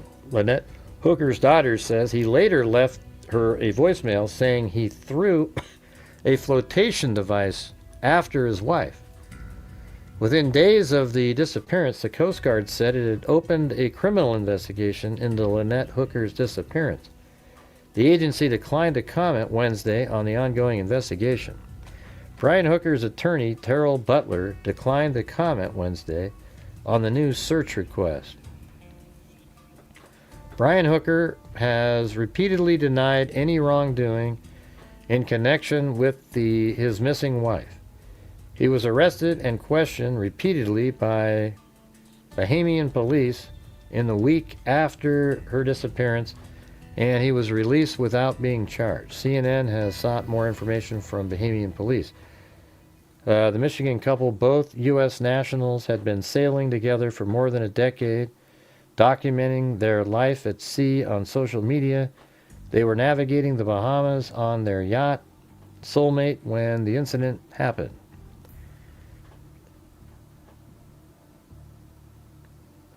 Hey, thanks, Marine Co. Now, the report of Lynette Hooker's disappearance triggered an urgent search as her mother and daughter pleaded for updates from authorities. 3 days after she was reported missing, officials shifted from an active search to a recovery mission. Her body has not been found. Lynette Hooker's daughter Carly Aylesworth initially expressed skepticism over her stepfather's account of what happened, saying her mother is an experienced sailor and strong swimmer who was not likely to be swept away by strong waters. But Brian Hooker's attorney has refuted Aylesworth's accusations. I think the daughter's right on the money, to be honest with you. Butler told CNN that investigators have not presented her with any evidence the husband may have committed wrongdoing. Right, because as soon as they have evidence, he'll be arrested. But he did it in a way where it's difficult. And I think now that you see that he lied about where his boat had been, and that's a huge piece of information, immediately putting him right back in the crosshairs even more than he was. Like, he literally, at that second that's a reality, he's toast at that point.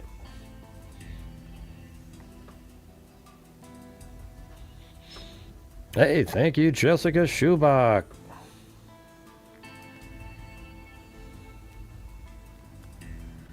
What are the chances of finding anything of value in a sewer? Well, let's say you're washing your hands and a ring fell off and it went into the sewer. Perhaps it was your wife and you said, "I'll find it." I'm talking about the sewer now. "I'll find it for you. I'm going to get a few of my friends and we're going to go into that sewer with sifters. We'll put a bunch of the crap that's in the sewer onto the sifter, and then we'll get some of the piss water in there. We'll shake it around, and if there's anything metal left, it'll be awesome. We'll get it for you." Okay, of course, we'll clean it up before we give it to you. We wouldn't want you to put that ring on with all that stuff on it, if you know what I'm saying. Yeah.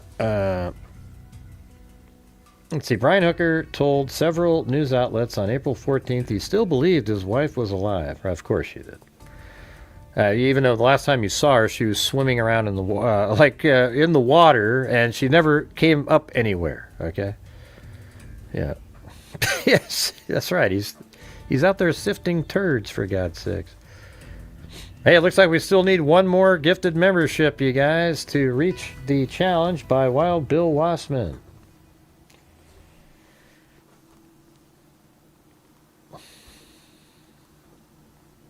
The next day, 10 days after he reported his wife missing, Brian Hooker returned to the United States to visit his mother, who his attorney said was unwell, of course. It's unclear whether he has returned to the Bahamas. All right, there's that one. Another Fox News one on the 28th.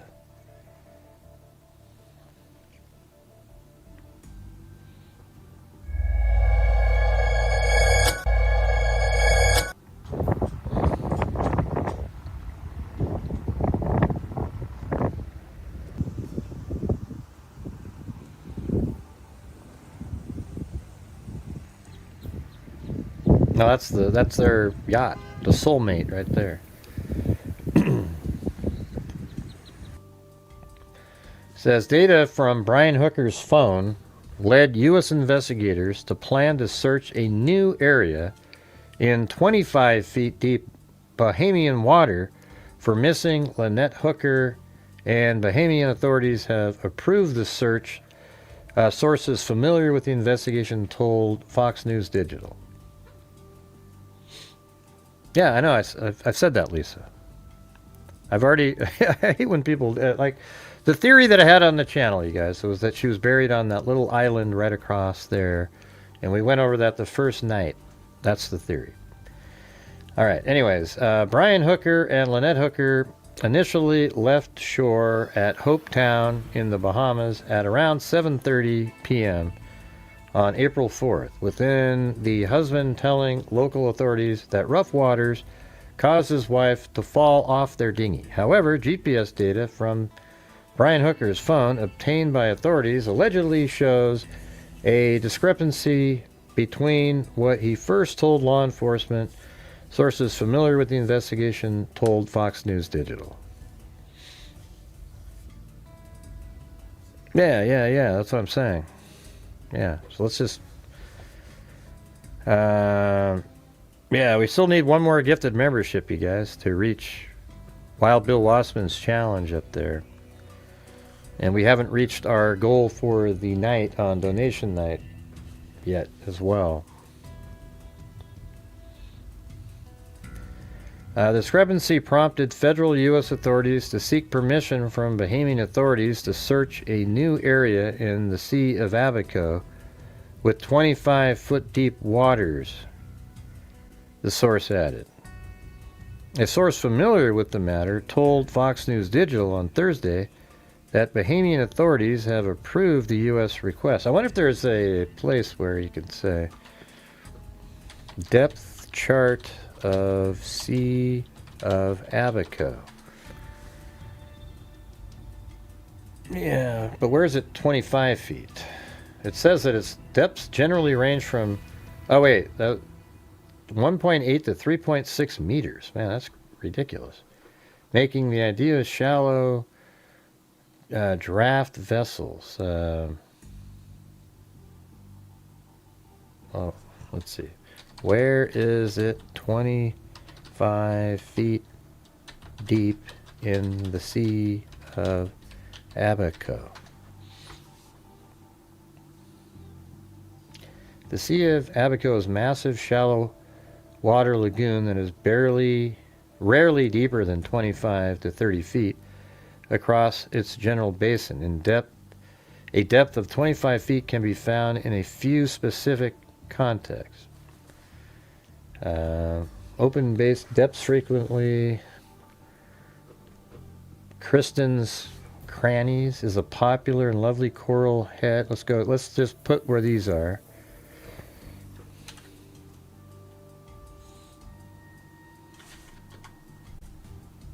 Okay, well, that doesn't even show up. What the hell are you talking about? This is a popular and lovely coral head dive site located near, Scotland Cay. Man, wouldn't that be crazy if this is down in this area? It might be north, though. Let's see. Why did I shut that? God dang it. This one's north. So here is an area where it can be 25 feet deep. Hey, thanks, Wild Bill Wassman.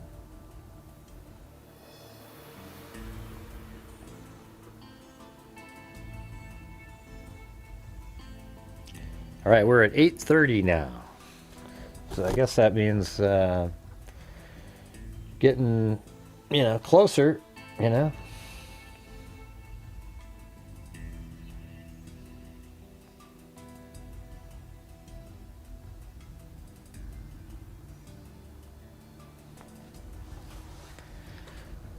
Yeah, let's see if there's more. What sucks is like when you're out in the ocean, Google Earth knows, like literally out in the ocean, it'll tell you right there it's 59 feet below. Like that's how deep it is. Right there, it's 280 feet deep. But in this little K here, it doesn't do it.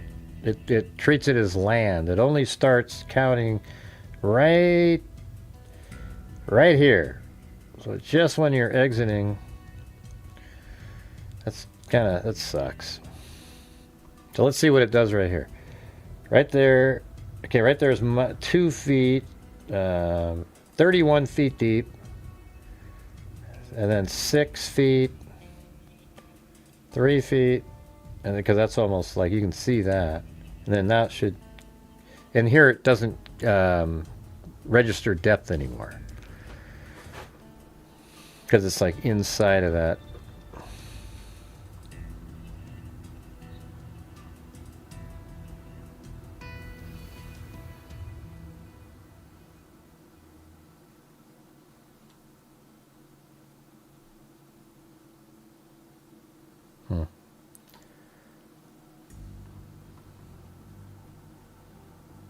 Because they're clouds. It's pretty weird.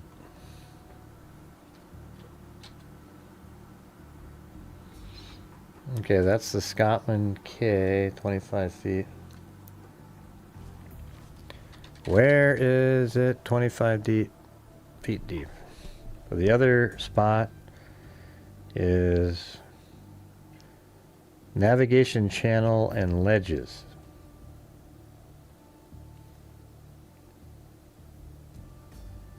San. Okay, here's another one. San Jacinto Wreck.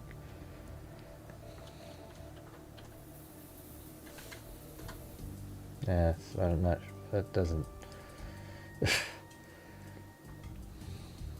I don't know where that is. There. That's not a official spot. And thanks again up there to Wild Bill Wassman, the legendary bass fisherman, who caught a 6.9 pounder? Or was it 6.8? I can't remember now. It was something, one of those two, though, for sure. On his third cast, he said.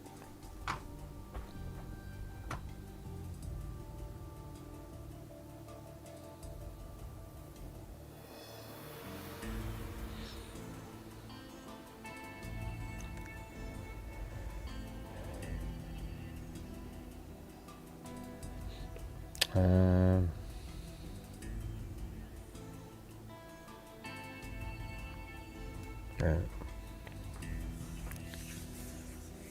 Because the lagoon is highly... I don't know, man. I don't know. That doesn't really... They've got to have a depth chart, you would think. I mean, why wouldn't it? Oh, here we go. This might be something to look at.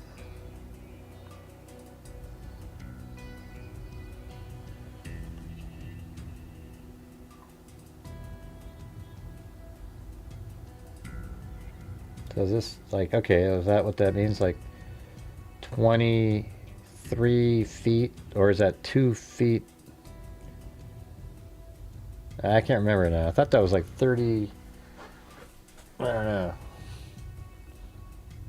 31? Or is it 3.5? I mean, it looks like 3.5, but I think it might be 30. Well, it can't be 31 because it's probably 3 meters is what this is. Let me try this one.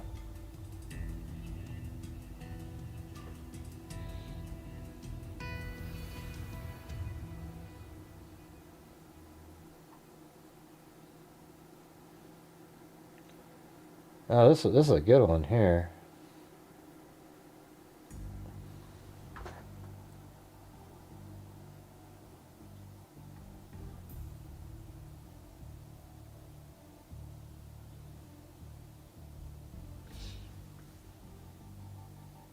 Yeah, so it's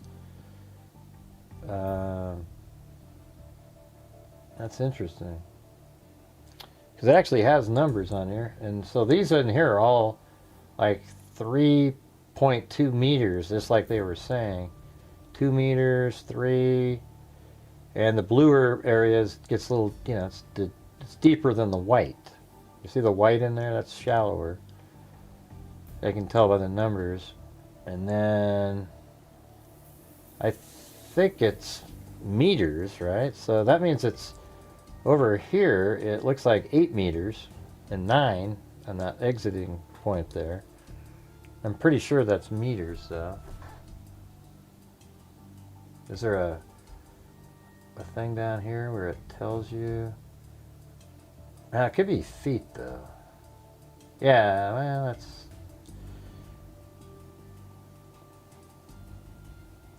I think it might be feet because out here it's not 42. Oh, it's meters. There it is. I see it. So it is meters. So that's good. So now we have something we know for certain is meters. Because see right there, I don't know if you can see. I'm trying to point at the screen, but you can't see my hand. But right up there, it's... it says 20 meters, 30 meters, 100 meters on those varying stripes of water on the right-hand image that's there. See that?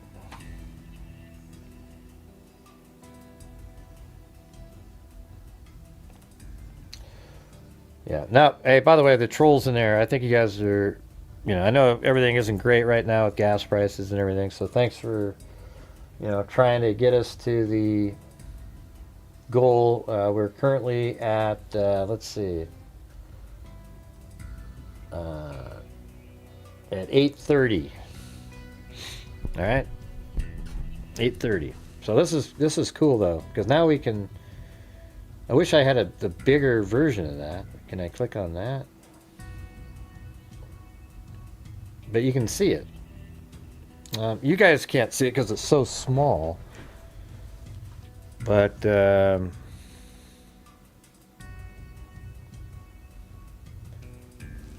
I can see the numbers in here. So it's like 9 meters. Let's go all the way over to where that one. I think, is that the island? I'm going to leave this open and go.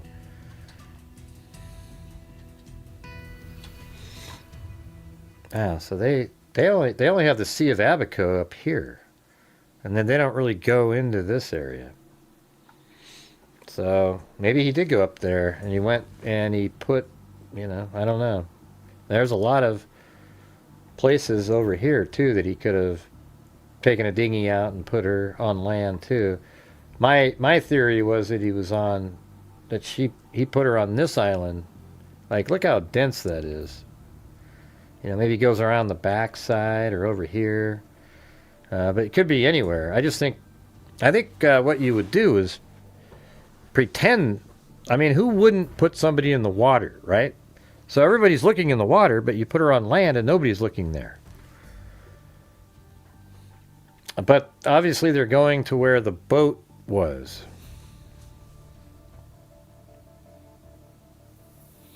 Yeah, mine do too, Chris O'Connell. That's why my eyes twitch every single show that I do.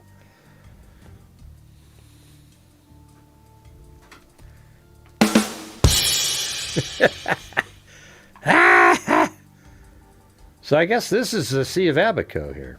I don't think that's what this is. This is probably some kind of a harbor bay or something. So the Sea of Abaco is probably just right there. Because if you look at this map here, it doesn't include that other part. See that? Let's see.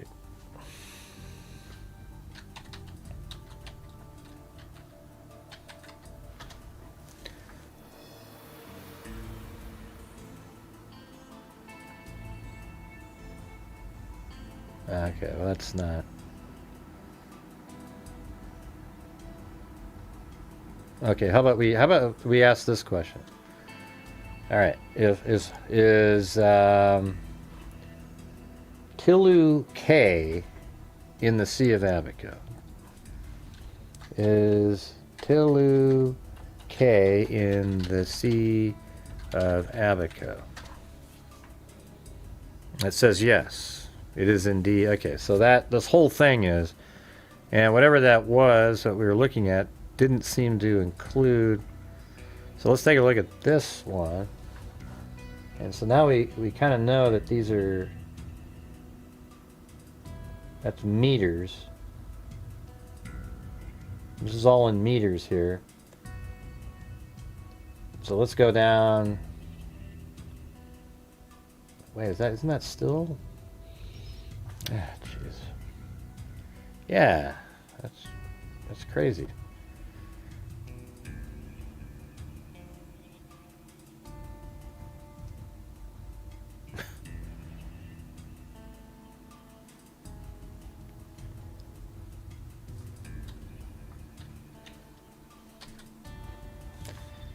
Man, this is kind of confusing.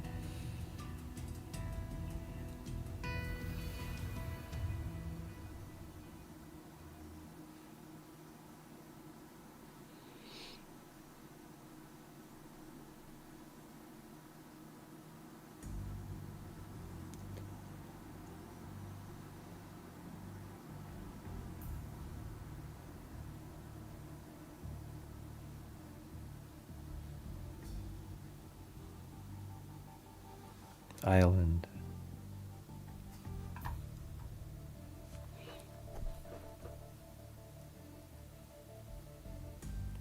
Cherokee Road.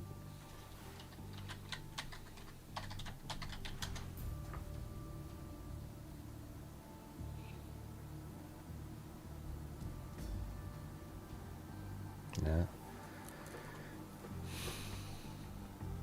Green Turtle K. Where's that? Green Turtle.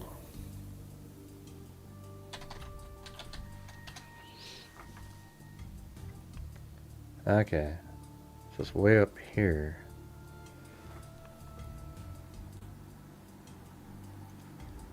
And their little drawing is so whacked out. Okay.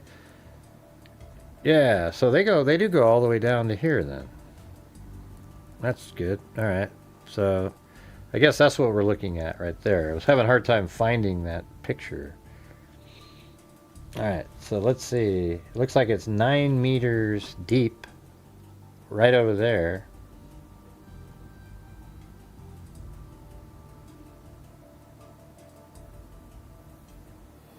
I think that's what that means.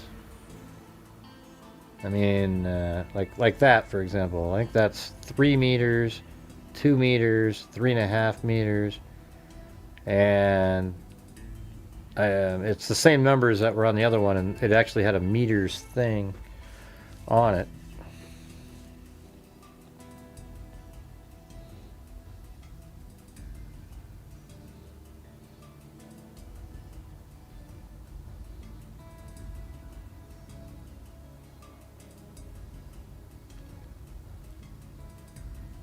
But I think some of this is like it says 9 right over in that corner.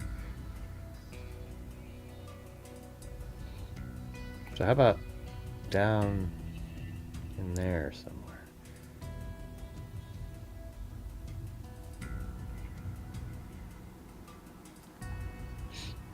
Yeah.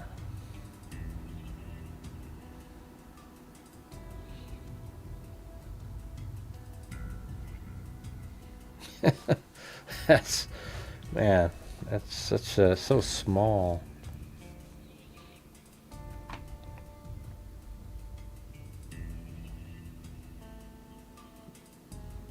Let's see what this one says.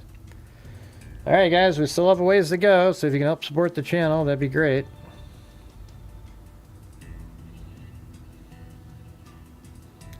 Look at that. Cindy came in and kissed everybody, and then she got rid of it.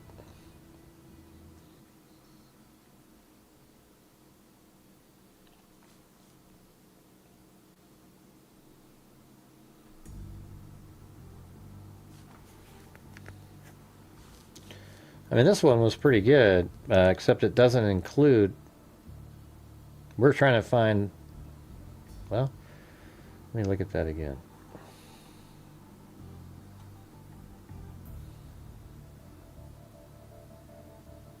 Heck, what does it... How does it work?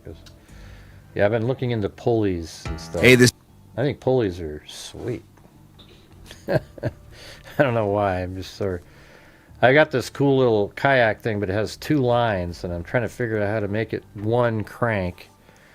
And, you know, I can find these double crank things, but it's 4-to-1, and you're already pulling 6-to-1 on the other pulleys. So it's like, man, you'd be cranking for 20 minutes. All right, guys, let's see if we can keep on trucking. We need about 1 or 2 more challenges, and we'll have reached the goal. All right, see if we can do that. Anybody at all from the movie? What movie was that? It was The Day After. Remember that movie about the nuclear? It was like a 1980 movie, and it was about, I'm just guessing at the date, about nuclear war in the United States, and it was the day after the bombs dropped. And I remember this one character saying, "Is there anybody out there? Anybody at all?" Yeah, and I think everybody knows the main character too. Let's see, movie The Day After, 1980s. Yeah, 1983.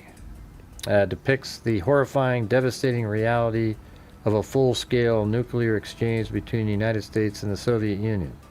The story focuses in on the lives of ordinary citizens in Lawrence, Kansas. And then the cast of the movie. Let's see. Here we go. There's one. I know that the main character everybody would recognize.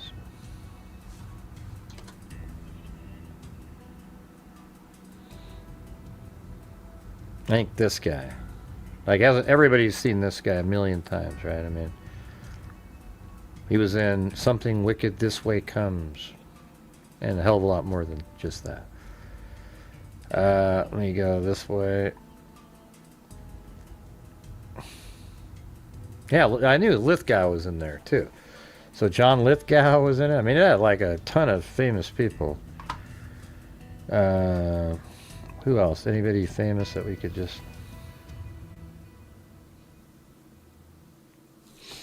Yeah, it was pretty intense movie though.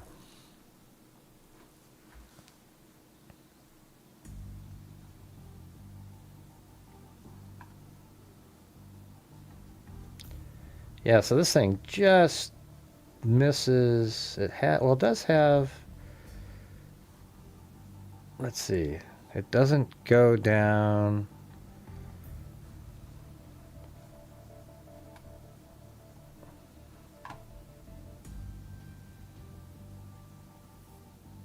Maybe it does have it.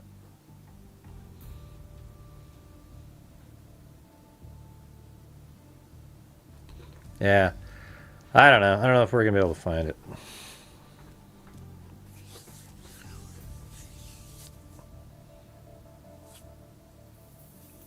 What happened with the WSU lawsuit? Regarding what? I don't know. Coburger?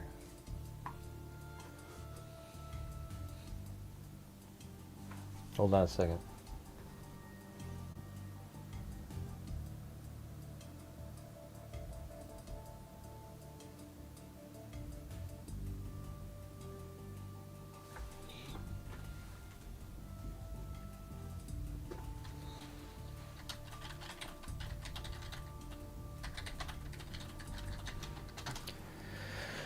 Man, you guys were so close.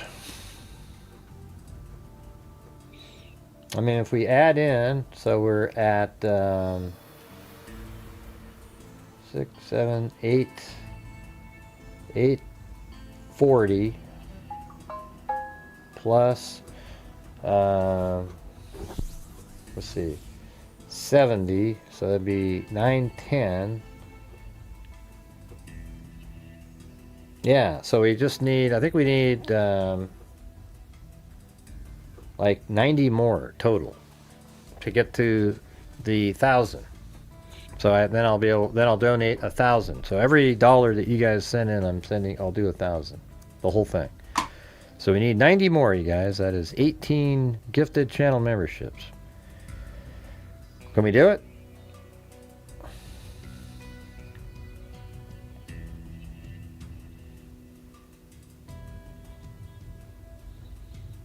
If 18 of you gift one channel membership, we'll get there.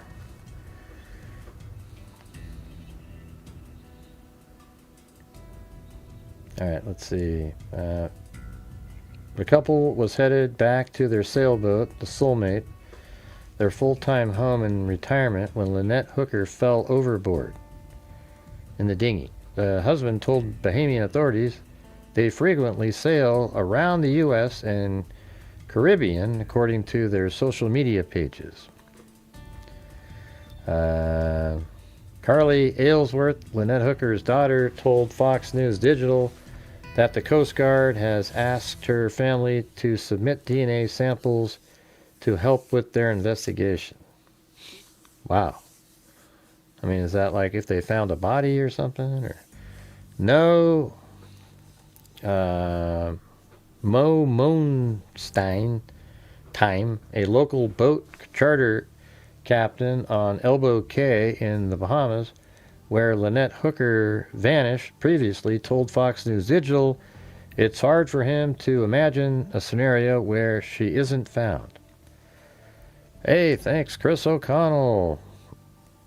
All right, how about the rest of you? Let's try to get the other 17. Not being found, that's the mystery. Right, exactly. So if she fell overboard inside of that bay, she may have sunk after she inhaled water and drowned.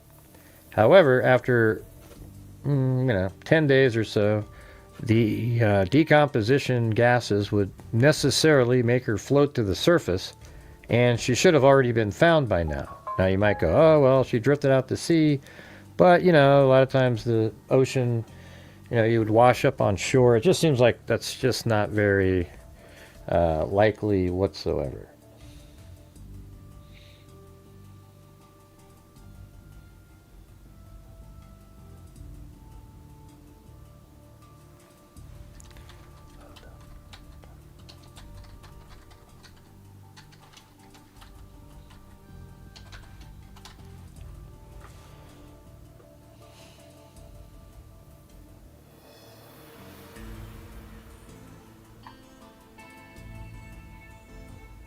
Trying to see, I can't figure out what's happening here on my, I guess apparently who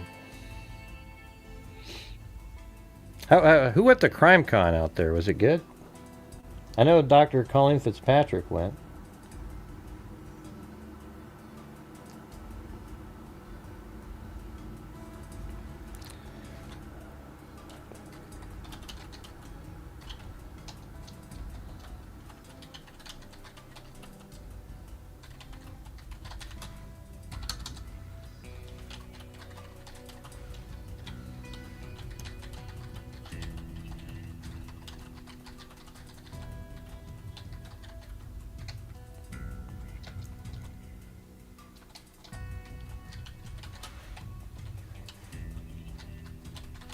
All right, so it sounds like Olivia just got contact information for Dr. Colleen Fitzpatrick as well. That's pretty cool. That's pretty funny. Recap what? I mean, I think she just kind of walked around. She didn't have a booth or anything.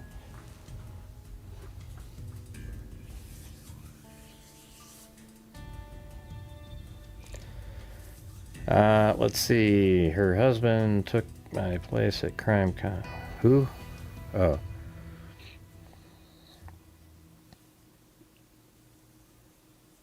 Yeah.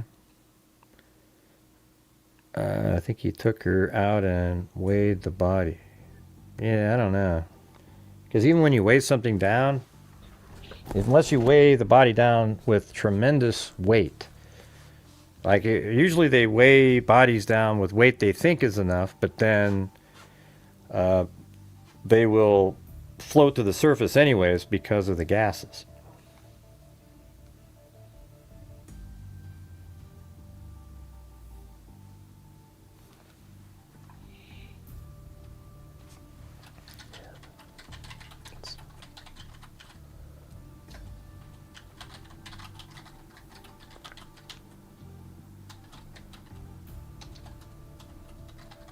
Here, hold on. I gotta go grab something and send it over.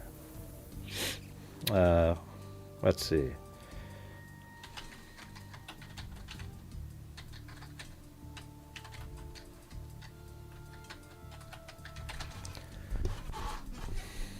Let's see if it says our name in this one. Yeah, Jesus, man.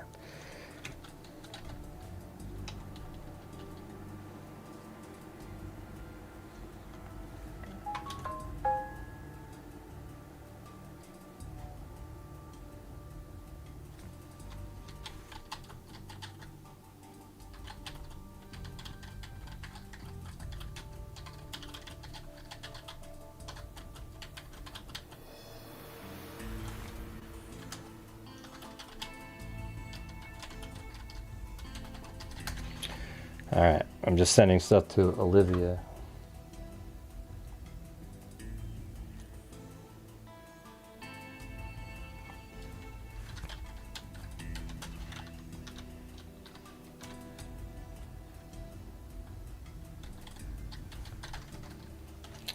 All right.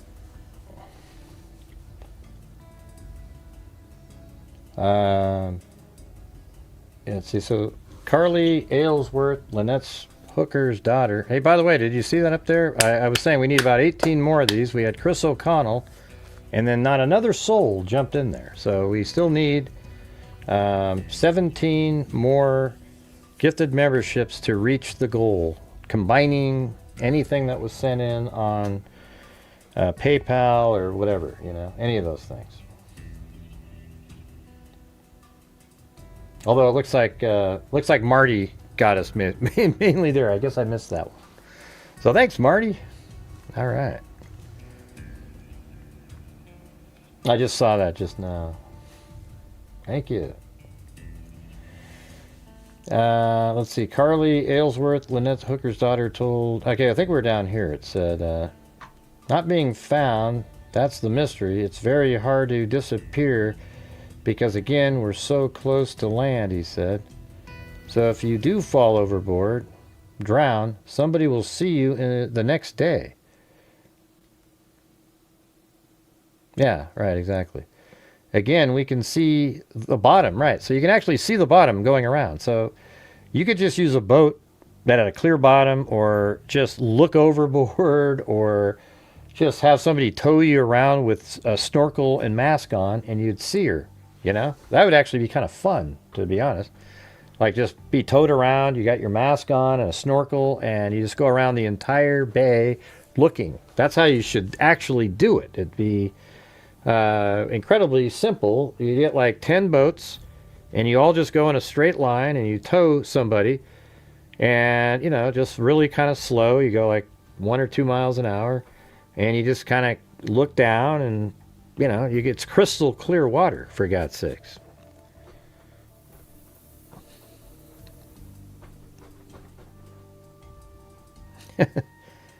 That's right.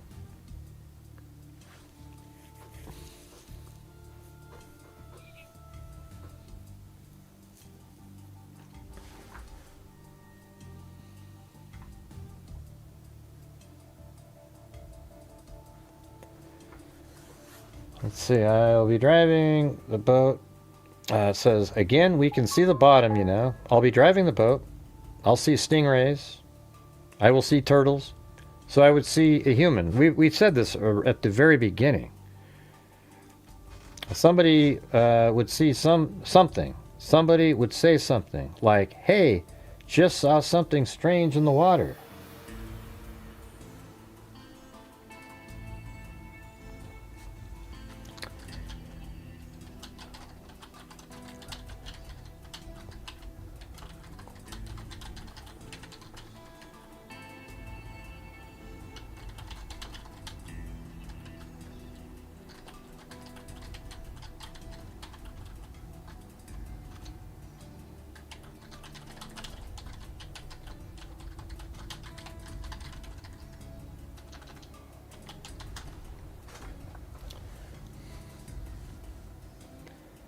Hey, thanks, Wild Bill Wassman.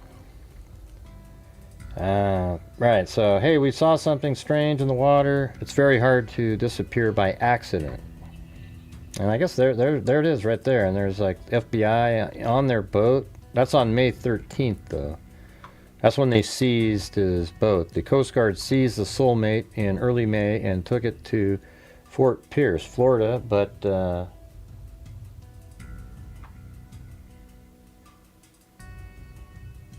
Hold on.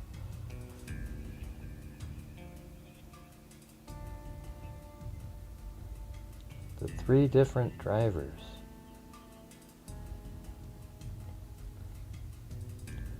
Did you help do the 3 different drivers' family? Couldn't find work.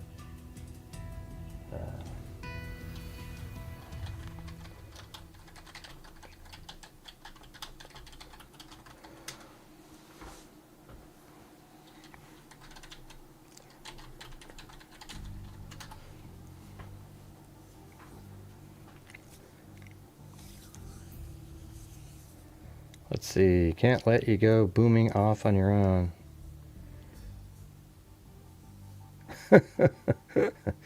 That's right. Yeah, we had the biggest boom. Well, hold on. What is that?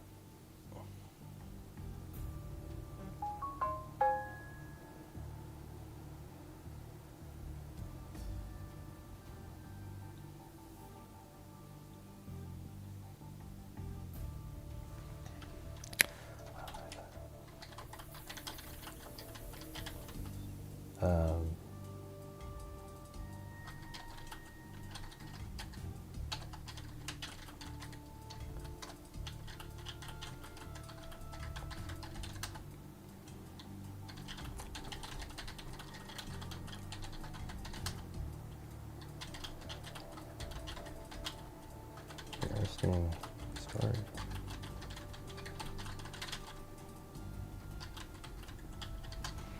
Yeah, she's asking me about Daniel Armentrout story. Sorry, you guys. I'm just, I shouldn't have started the conversation, but I was trying to figure out what their charity was for. All right. Anyways, where are we at here? Yeah, so they took the soulmate. Brian Hooker was detained for 5 days. Brian Hooker's Michigan-based attorney asked Americans in early interview to give him the benefit of the doubt in an interview with ABC News.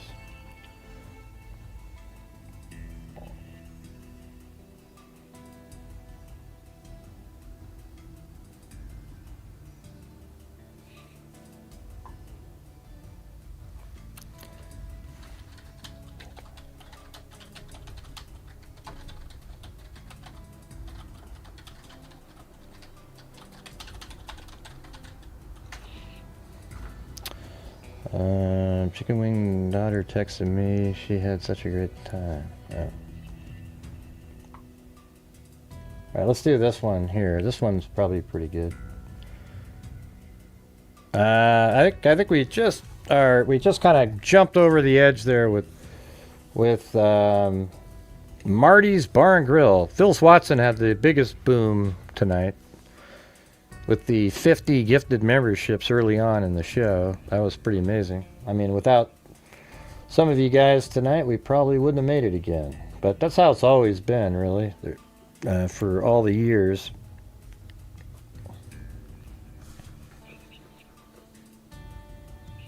All right, so let's just go through this again. Around 7:30 p.m., Lynette Hooker and her husband, Brian Hooker, departed Hopetown in their dinghy, headed to the yacht they lived on, the Soulmate, in Elbow Cay. While in the water, they faced bad weather and Lynette Hooker fell off the dinghy, Brian Hooker told authorities. Brian Hooker was arrested and questioned by police. His attorney said he was cooperating with authorities on the 8th. And then on April 13th, after 5 days in custody, Brian Hooker was released without charge. April 14th, Brian Hooker spoke with ABC News saying he was staying in the Bahamas until his visa runs out. He said, "My sole focus in finding Lynette, no matter how likely or unlikely that is," he said. "This search for Lynette has been interrupted by the investigation.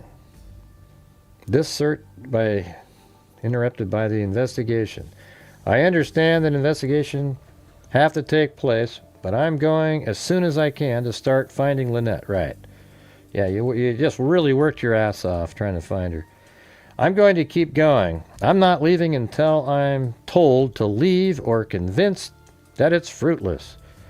April 15th. Hey, thanks, Jim Long.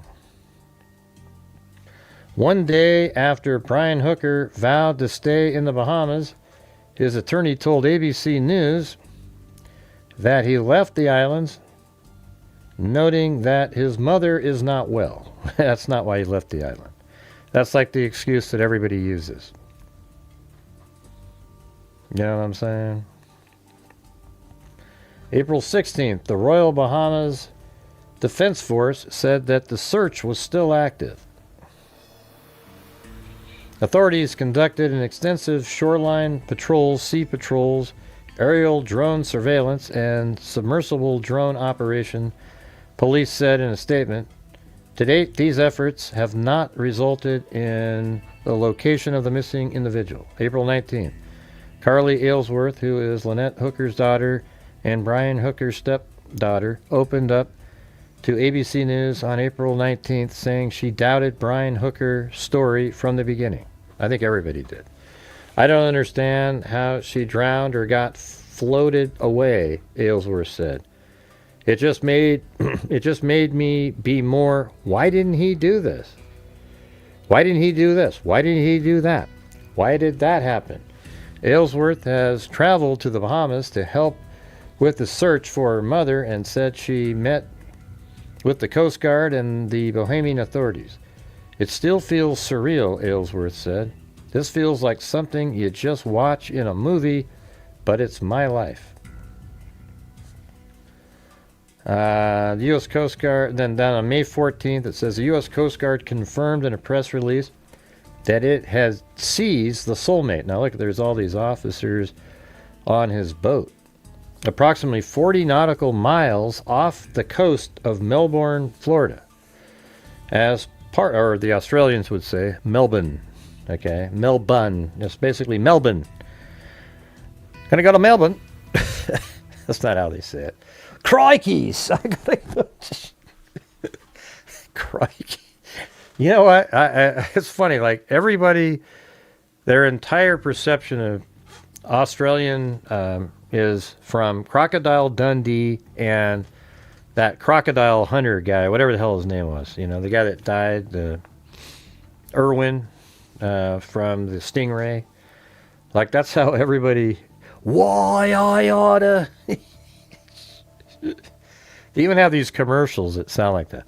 Why I oughta get this shit.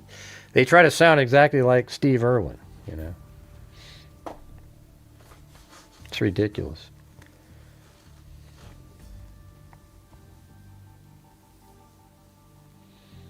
Yeah, so on May 27th, the Coast Guard Investigative Service was preparing to ask the Bahamas for permission to send in U.S. divers to search new areas, according to multiple U.S. officials.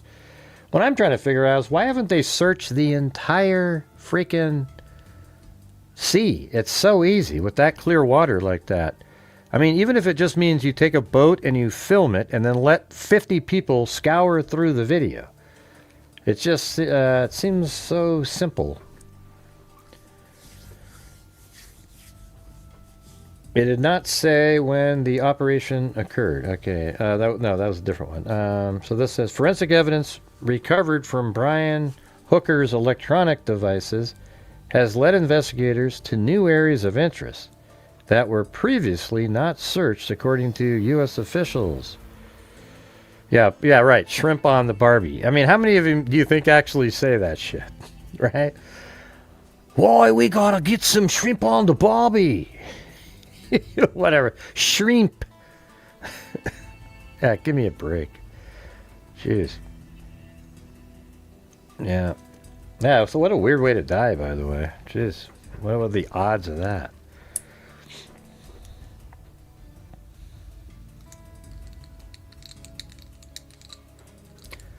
According to one, yeah, that's funny too, because if you watch the movie Dirty Rotten Scoundrels with Michael Caine and Steve Martin, right at the end, when they run into one of their, you know, what do you call them, colleagues, this woman, she's taking her around a bunch of Australian tourists, and Michael Caine just absolutely just jumps into the Australian accent, and guess what he said, Chris O'Connell?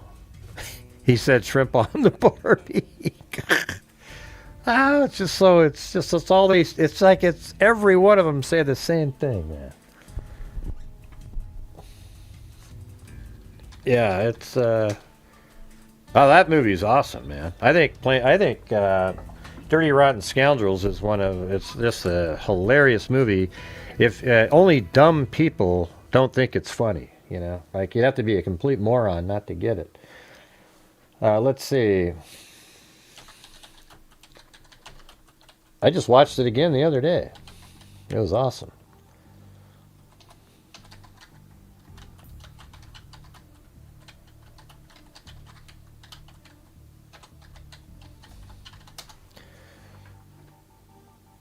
Where is that part? Yeah, it's right there. There it is. There it is. It's sweet. It's right at the end. He goes, if I'm going to invest See, these guys just swindle people here. Like this guy, he sucks. Like Steve Martin's this low-end guy. Michael Caine's this high-end, you know. He does like, he pretends he's a war hero. Yeah, weird shit like that. And then she schemed both of them. And then at the very end, she shows up, and they're just kind of licking their wounds, but then they all jump together. Like, she tells this whole story, like... $16 million I want to do with you. What, are you kidding me? And that's not what she sounds like at all. Like, earlier in the movie, she just sounds like a normal... She tricked them into pretending she had a sick father or something. And we got to go meet Mr. Australia himself, I say. So he goes, why not? I go, why not? Pretty soon the whole group goes... See, what's so great about this is Michael Caine right here is, like... And Steve Martin are both figuring out, okay, she's working another angle here. So they're going to, and this is the end of the movie, basically. But that's so good right there. Hey, look, you see that? Oh, man. Shrimp on the Bobby. Michael Caine. Yeah. Yeah, it's so funny. I mean, actually, if you watch the movie, it's hilarious. I mean, like, you got, like, Steve Martin... At one point, so Michael Caine, he's trying to he wants this woman to marry him, and she's funded all this stuff. But then he has Steve Martin play like this weird creature of a child named Uhtred or something, who just sort of shows up and it just, like she let him keep the money, but got out of the marriage and took off. That's the whole point of what that they were doing. Yeah. Yeah, that was pretty good, I thought. Yeah. Well, obviously he knows how to do it anyways. He was just, acting that part, Anyways, that was pretty good. You gotta watch that movie though. I can't stand when people remake great movies. What a joke, Hey, let's redo Willy Wonka and the Chocolate Factory, everybody. Hey, we'll have some idiot. I mean, it's just so stupid. That was the worst remake of a movie in the history. The original Willy Wonka is great. The one with Johnny Depp was one of the worst movies ever made, mainly because it sucked compared to the original. Yeah. But I like Johnny Depp, Grace, so I don't agree with you. Yeah, but you're technically wrong. Do you get it? You're just wrong. That's a fact that it sucked comparatively. Now, does anybody remember one note of any song in Johnny Depp's version? The answer is no. Okay, absolutely not. Nobody remembers anything.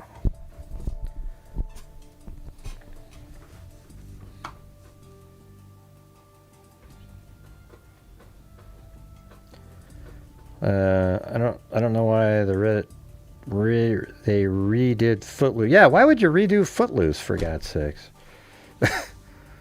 God, unreal. Or how about, the worst one was doing Red Dawn again. Are you joking? That was, Red Dawn is like, who wasn't famous that was in that movie? That movie had everybody in there. I mean, shit. I mean, Charlie Sheen. It had C. Thomas Howell. It had I can't remember what that was. It. Shit. What's his name? The Flash Dancer guy. What the hell's his name? Or Dirty Dancing. That guy. Even The Color Purple. I mean, look at the cast. Well, I could just read it. Let's go get it. Cast of Red Dawn. Like, why would you ever... Yeah, Swayze. So you had Swayze, Jennifer Grey, Charlie Sheen, C. Thomas Howell, Leah Thompson, Yeah, I mean, even the pilot guy that got shot down, he's pretty famous.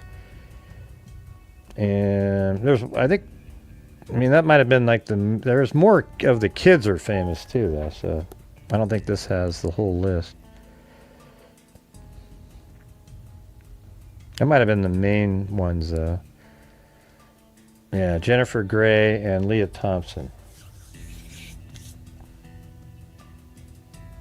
I thought that movie was awesome for, back even then. And like, if you redid it, what's the point? That just means that they have very little creativity in Hollywood. They just sort of, oh, well, you got anything? Hey, let's redo that one. Doesn't that sound cool? Yeah. And we'll just do it so people will be curious to watch it just to see if it's better. Not because they, I know. Yeah, if they redo The Breakfast Club, it's over. No, we got this way better version. You see, because we'll play different kind of music. It'll be like rap music, and we'll have a transgender individual play the guy that Michael Hall or whatever his name is. He has 3 names too. Yeah.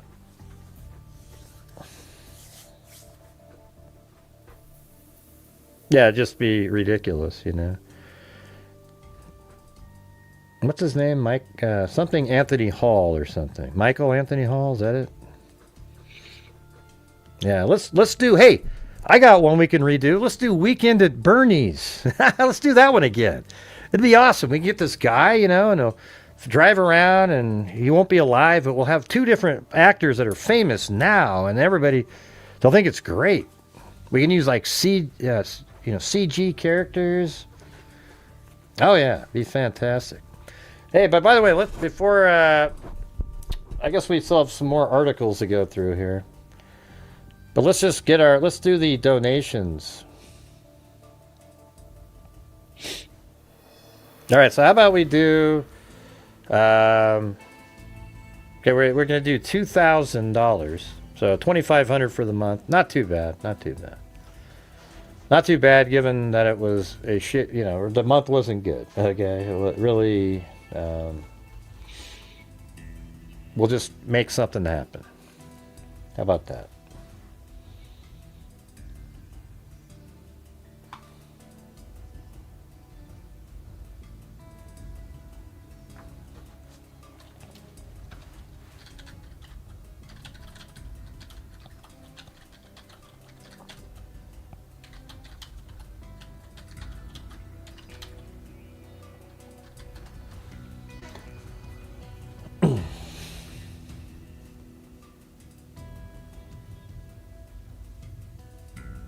Weekend at Bernie's was remade in the White House. Oh yeah, that's true. It was, wasn't it? With Joe Biden, basically the same thing. I'm leaving, Gray. I can't believe you said that. I'm never watching again. There we go. Hey, thanks for the 5 cents there, Lane. Appreciate it. All right, let's see. Let's get the...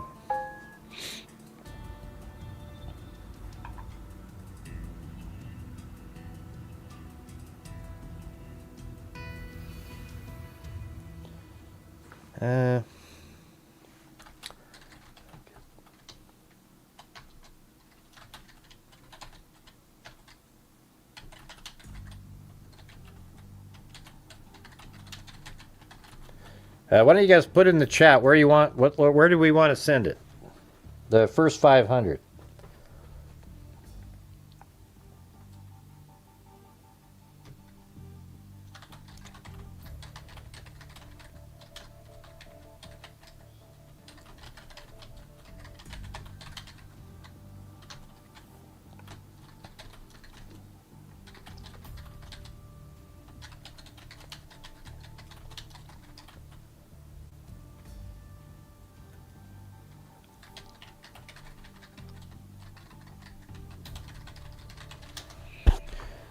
Yeah. Okay, which one, you guys? Come on. Yeah, we could do Texas Echo Search. We haven't done them in a while. Anything you want there, Phyllis. You did a challenge and the 50 gifted memberships. How about you, Wild Bill? What do you want to do? And how about this? Wild Bill and how about Wild Bill and Alley Cake get together? And then Chris O'Connell, what's T? Oh, Tunnels of Towers, yeah. We've done them recently, but we could do that. Now let me do 500 here. The Texas EquiSearch. All right, I have to do it. Sign in with PayPal over here. Yeah. Okay, 500. And then I'll show you the receipt in a second. All right. Oh.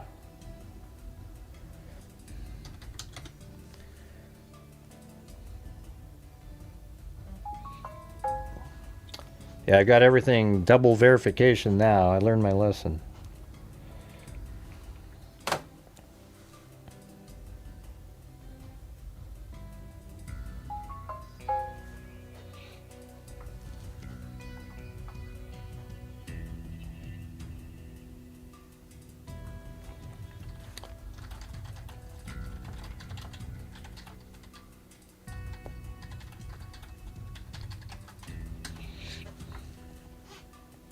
All right, here we go. Let's see. What are we going to say? In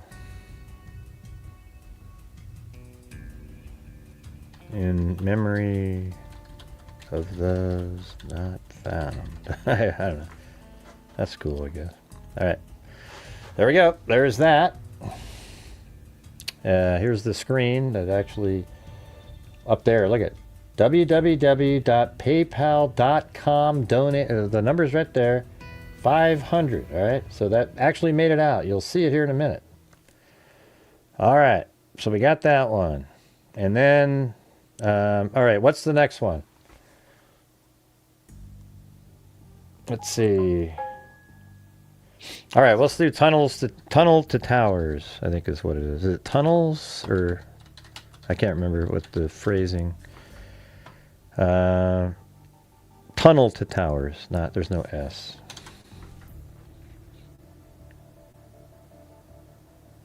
It's weird. You type in tunnel. You know it's lame. You type in tunnel to towers, and Wounded Warrior shows up first. We've donated to them too, but that's not what I was looking for. Okay, so that means they paid for an ad anytime. You know, that's pretty. I don't know. All right. All right. So let's do 500 to tunnel to towers. How about that? And then what about you? We get. Do you like that one, Chris O'Connell? Also, so that's one we did. And then what about you, Wild Bill? You got one that? Okay, 500. I think we got to send more money to our DNA fund. I think we missed it last month. So we'll do tunnel to towers. They have you automatically at monthly. I hate when they do that. Okay, this one I have to go get a card and everything.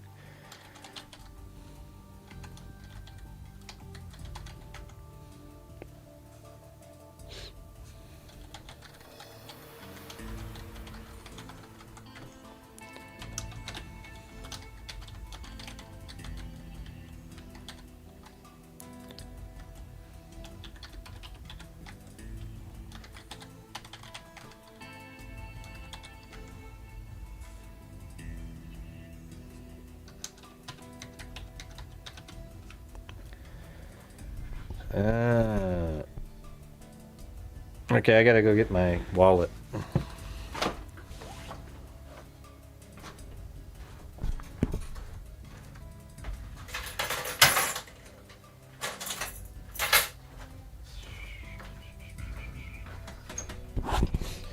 You know, I try to do like 10,000 steps a day. I mean, I almost do it every single day. My problem is I eat crappy food, but we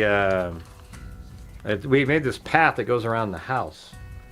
And so I have this little jar that I'll grab like 25 pennies, and I'll walk around this little stone path that we made 25 times, and then do 25 times the other direction, and that usually gets about almost 5,000 steps in. And then later I'll do another, because you walk around during the day anyways.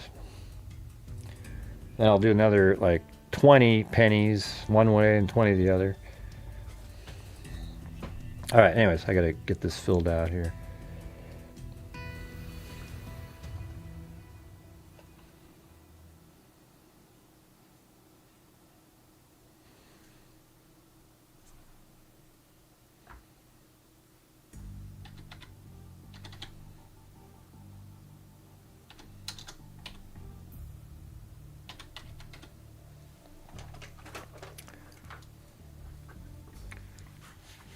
Hey, thanks, Lori.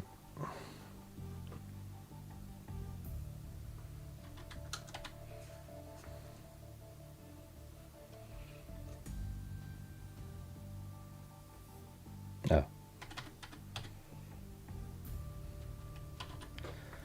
All right.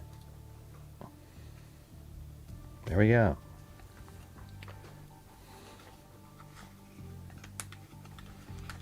Successful. All right.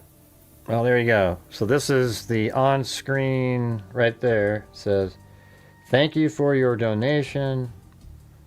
I'm going to screen grab that. I don't know if that's all I get or what.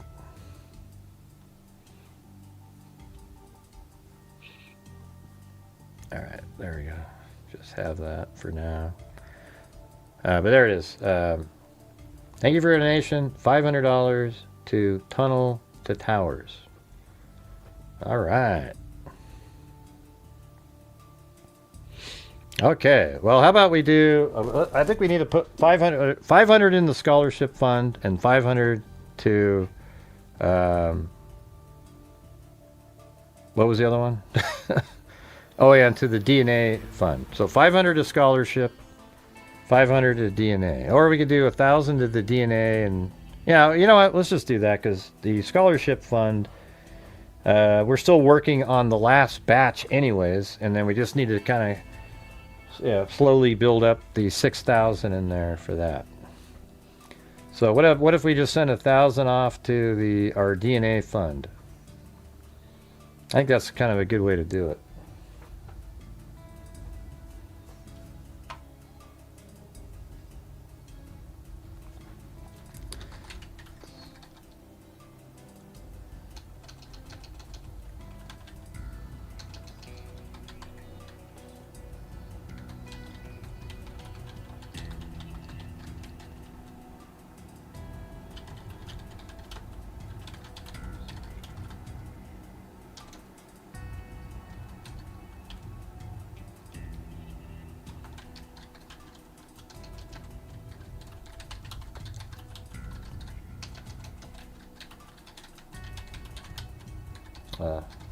Yeah, she was talking about going CrimeCon. How it's kind of it is true. Like I feel the same way. It's like CrimeCon. There's sort of a weird thing about CrimeCon, a little bit, right? It's kind of like, yeah. I mean, I've been there twice with the booth and everything. But at the same time, it's sort of odd. Well, the one thing that's good about it is like crime victims' families have a place to get the story out. But the whole thing, like there's Comic-Con and those kind of things. But it sort of makes CrimeCon sort of is weird to me. It kind of makes crime seem sort of like, more of a, I don't know. You get what I'm saying? It's weird. That's all I'm saying. It's not. It doesn't seem like it should have a crime con. Like there shouldn't be such something called that.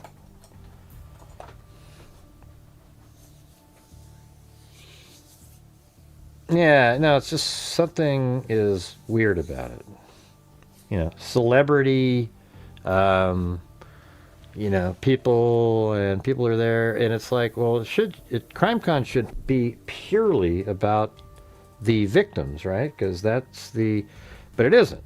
It's there to go visit your favorite crime people, the people on TV, the talking heads, the Nancy Graces of the world.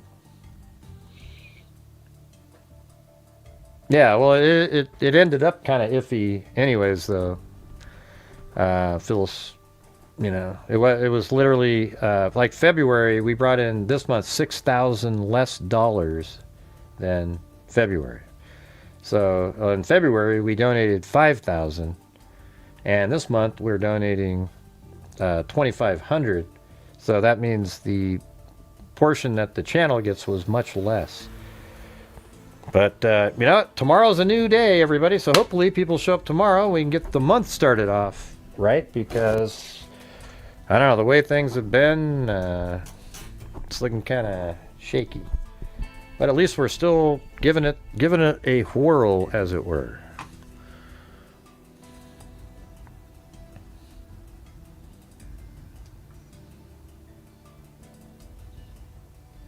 Pay to support this movie. Okay. All right. So we're gonna do the DNA fund. All right. It feels good. I think we missed it last month. So I have to go to my bank to do this. But yeah, it was cool that we were able to do something, for sure. And it was looking kind of dicey, but yeah. I think I'll find a way to give something every single month. But it sucks, though, because I think some people have given this month like almost like quite a bit of money to support the channel. I don't know if it's the same amount that donated, or but some people have donated quite a bit, so it's like I wouldn't even be able to do anything without them. So thank you for those who are always like helping out all the time, from the Alley Cakes and Wild Bill Wassmans of the world to the Marty's Bar and Grill and Phyllis Watson and Chris O'Connell, and when Lisa Belson's here, etc. But you guys are, keep everything rolling along. At least we made it somewhere this month. I think it's the lowest month in like 3 or 4 years, though. I think there was times in the past, a long time ago. So, but without you guys, it would have been the worst ever. It's one of them, but not the worst. I have no idea what you're talking about. Enjoy your fudge pops. What are you talking about? The hell are you talking about, man? Where do you come up with these stupid lines? They're not even funny. They're stupid.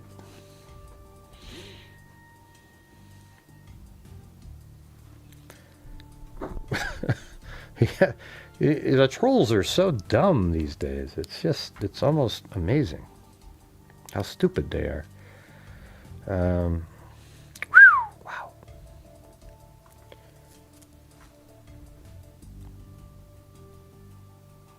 All right, I'm going to send a... You liked what? Jim, nobody knows what you're talking about, man. All right, so we're going to go down to... I'm going to send it off to... where the hell is it? Oh, Intermountain Forensics. I'm going to do 1,000, and then message is for Identifinders International and Dr. Colleen Fitzpatrick.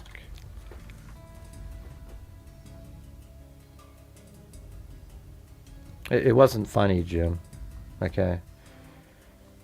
Jesus. Man, you're always just clowning around. It wasn't funny, dude. It was a troll comment. All right, here we go.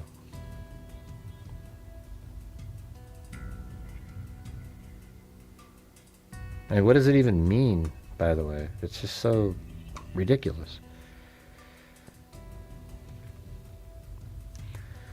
It's just, I know you try to make excuses for it, Sandy, but there is something pretty wrong with the whole thing. It's pretty wild, you know.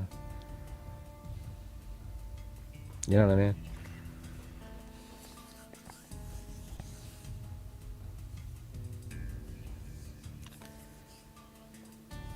Yeah, it's not. Yeah, see, what's weird about it is kind of like it's commercializing. I don't know. I mean, we all do true crime, and you know, it's a profession to cover true crime. There's just something about CrimeCon that's kind of weird. It's like making celebrities out of people, and like these like, you know, let's say Abby and Libby, you know, and Becky and all them would Libby would not Beck Kelsey and Becky would show up, and it's kind of a weird thing. Like everybody pretends they know them, but they don't know them. So I don't know. There's something like that that's just sort of weird. I'm not saying I wouldn't do it again or something like that. It's just a feeling that I have when at some points, you know, I have this. It's just kind of something weird about it. So I agree. I think it must feel weird for victims, you know. Like there's these victims, and then you see all these people with booths selling merchandise and all this stuff. And it's like your merchandise is sold based on the death of my loved one, you know, that kind of thing. You know, these books about them or something. I don't know. I mean, the thing is like even when we do shows on it, you know, I don't think it's the same though. I think you're putting together stuff. You're trying to get, especially like the way my channel is. We put out the factual information, etc. But when you sort of have a booth and you're selling, I don't know. I don't even. You know what's weird? It's hard to actually explain it. That's the thing. Yeah, we all do, Sandy. Everybody likes the law. Yeah. I'm just talking about it doesn't mean anything. It's still the same thing.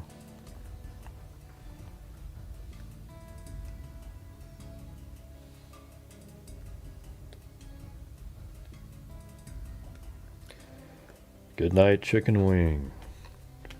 All right, so I sent out the 1,000 to using Chase. We sent it out of my bank to avoid the 6% fee, you know, which adds up a lot over time. You know, that would be $60 just to go to a fee. So this way, it's every nickel goes to the fund. So there you go.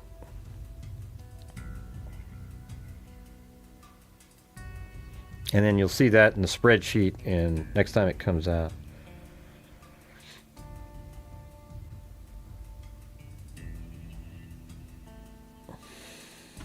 Yeah.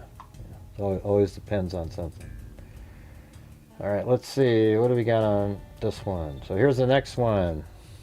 Brian Hooker didn't use 33,000 thermal boat camera to look for wife. Brian Hooker, the husband of missing American woman Lynette Hooker, didn't use the 33,000 high-tech thermal camera on his boat to search for her the night she went missing, a friend said.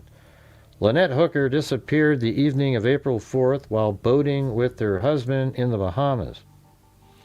Brian Hooker told authorities his wife fell off their dinghy due to rough waters. Yeah, I mean, well, here's the thing, you guys. Like, you know, I'm going back to the other topic for a second.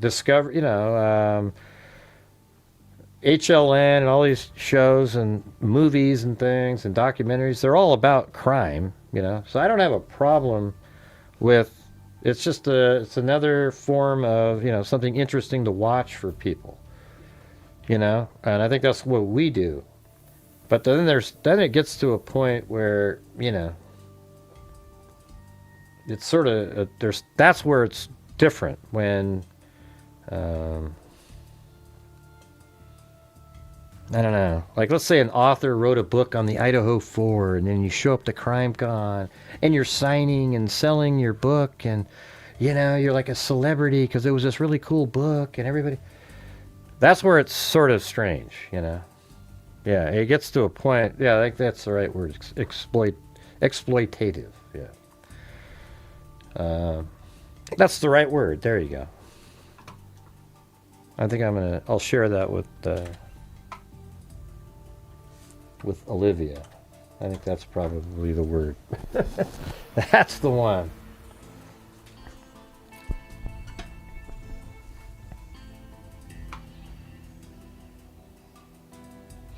Yeah, I mean, it's kind of interesting going to them, though. You know, you run into all these people you see on TV all the time. Vinny likes going to those. Let's see. So Lynette Hooker's Frank questions search efforts in the Bahamas. It has a self-tracking feature with the ability to record someone coming to and from the boat, he said. It easily detected movement. Everything points to it not being an accident at all, Danforth said. There's never been a consistent story. Friends of Lynette Hooker have questioned elements of her husband's story and are asking for a more thorough search. Blaine Stevenson told News Nation's Brian Enton he and his wife met the Hookers while boating, and their friendship grew largely over social media over the years.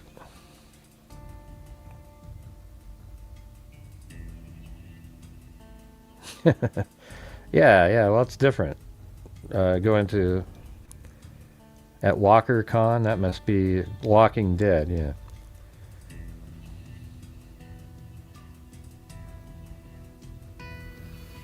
Yeah, maybe. Yeah, it could be something like that, April. I don't know. It is strange. You know? I mean, the thing is like, I have a YouTube channel that's monetized, right? But I don't feel like I'm, you know, I'm just going over cases and putting stuff together, and, you know, I try to give back too, right? I mean, that's kind of the main reason, one of the main reasons that I give back out of the income that we bring in is so that we're making a difference, a huge difference, regardless, you know? So it's actually a benefit, you know, at the same time. But I don't know. I mean, that is what genre I'm in on YouTube, right? So I do get ad revenue, and I do get super chats and that kind of thing. Who are you talking to, Paulette? Yeah. I think here's what I think is exploitative are the people like in the Koberger case who are pretending that Koberger, this is just one of the versions. They're pretending he didn't do it, and they spend every day making videos over how he didn't do it, and they have all these people watching, and they make thousands and thousands and thousands of dollars off of complete bullshit stories, right? And I don't know. I think it's... I mean, I guess this is what it would be like. Is if on my show I started making hats with some of the victims on it and say, hey, you guys, these are great. Look, check these things out. And you're making money off of the victims like that. You know, we make money on true crime cases. Like, we're covering them, trying to put together the story. So there's kind of like this weird line there. What do you guys think about that?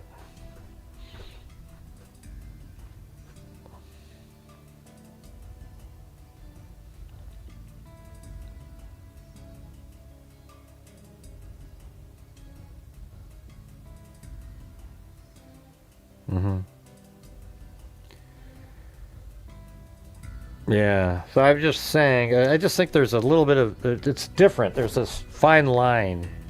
I think not only do we stay on the other side of the line, we actually make a big difference. I mean, okay, so hey, by the way, before we keep continuing here, we've got to do our update.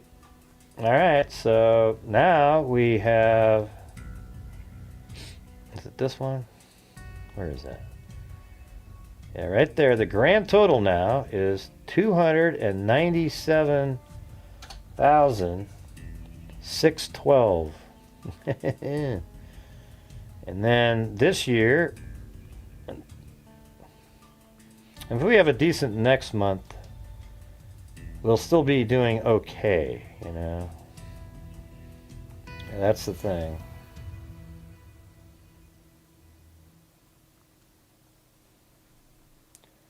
So then this is now 17.5, right? So, you know, hopefully if we can do like 3 or something, we'd be 20 something. But man, wouldn't it be cool this next month to get to the $300,000 mark? Isn't that wild? I mean, that's insane. That's crazy. Yeah. So look at that. And that's all from you guys.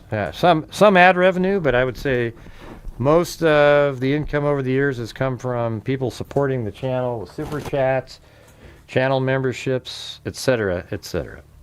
So, you know, I am proud of what the channel does. I know that there's people out there that can't stand what we do. You know, we're just a bunch of I'm a pile of crap, not you guys. But yeah.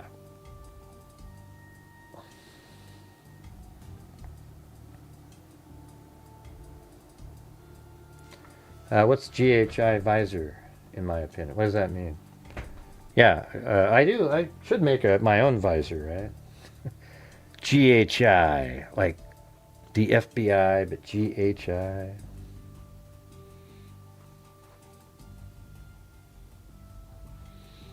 Yeah, that'd be a good, worthwhile topic at CrimeCon. See, that's what I think. I think CrimeCon should mainly be the victims talking, and remember how Susan, how she would do it? Like she would just interview people. That's kind of how it should be at CrimeCon, right? Like, shouldn't it be like where the victims are there, and then you're like, that's how all of it should be. And then maybe you do have a room where lawyers are talking about how they would strategize and do the. And so that would be kind of interesting. But I think that would take away the exploitive element if it was all that was that, where like maybe you would have Brian Enton interviewing a family in a case that he covered, and then he maybe interviews a family in another case that he covered, and they talk about that. Then you do, Nancy Grace has just the family up, and they're talking to the family about something, not, wow, remember that case, Nancy, when you just blasted that one person and then you went and did the... See, that's where it's kind of like it's not about the victim at all, right? I mean, that would be kind of a better way to do it, I think. Yeah, Susan Hendricks was the last name I was trying to... All right, so we're all updated. That's good. Are you guys already sleeping now? I noticed that the chats died down again. The couple's daughter, Carly Hooker, said she was aware of threats her father allegedly made years earlier that mirrored the circumstances of her mother's disappearance. What is this one? I'd like to see the new map. Is there audio? Hooker's account of where he was on April 4th when his wife, Lynette, went missing. Now, the data shows he actually stopped in this sea area off of the Great Abaco Island before paddling to shore after the weather got bad. Hooker says his wife fell overboard and was swept out to sea. Mills Hayes following these brand new developments and joins us live with the very latest. Mills, what's the next step for investigators? Because this really changes things. It definitely does, Laura. This is a major development. The Coast Guard first needs approval. It is a huge thing. I think that what the original thing that made me go, oh man, this guy, he's just, it's the 8 hours he said it took to drift over there. See, and then he thought, wow, that does sound stupid. Not even drift. Like, it took me 8 hours to get there. Here's why it took me 8 hours. Because my wife fell over with the key in her hand. All right? That explains it. I bet you that, I don't know. I don't think he ever drifted for any amount of time at all.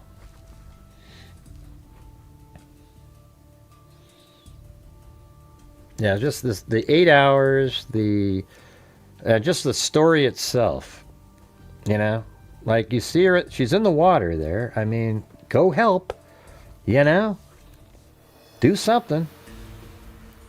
What was the dry bag?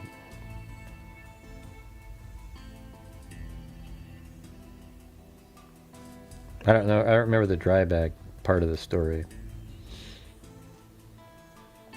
for some reason. Right, so I've got this on here.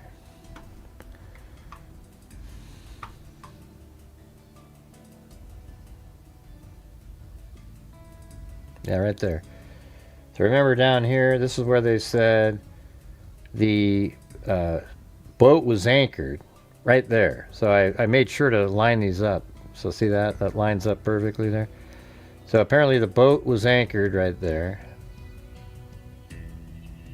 I think I could probably move that a little bit. Maybe, I don't know, right there, perhaps. Does that anchor seem to be a little bit south? Well, maybe it was just right there. But anyways, you have that, and then this is a larger one where it shows the boat anchored, and apparently like drifted that way. Lynette fell into at the end of the red line. So I guess she fell in right there. So he says he was over in this area at this, he ordered rum and cokes at this bar over here. The Abaco Inn, I guess. And then they took the dinghy out and they're headed back to the where the boat was anchored. Was that right there? Hold on. I'm not sure what this other anchor down here is about. But anyways, from there they were headed towards their boat, their ship or whatever. But then apparently right around that time, that's when like she fell over right there. And then he claims that then the dinghy drifted all the way across over to here, and he just wasn't able to help. Yeah, he's gonna get caught.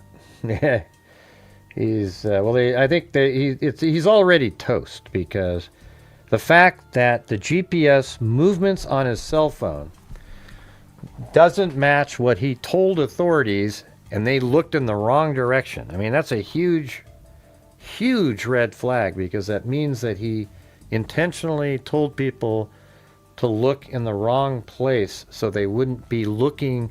And so that is interesting, because that means that there is a chance that he put her body in the location that his boat went, but he said it was somewhere else, and they didn't have that information yet, so they looked somewhere else. So it's interesting, right? That means it's possible her body is over there.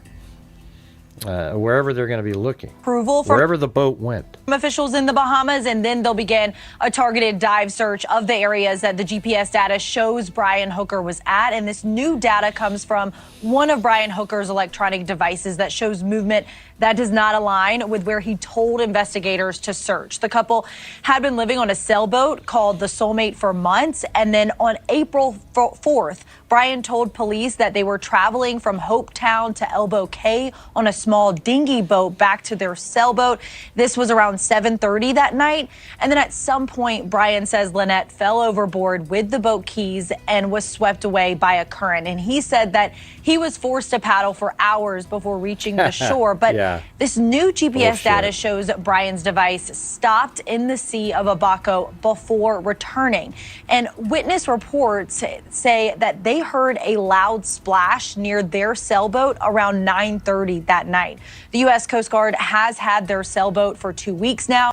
Wait, what is it? What does that mean? What did they just say there? That he was forced to paddle for hours before reaching the shore. But this new GPS data shows Brian's device stopped in the Sea of Abaco before returning. So where, though?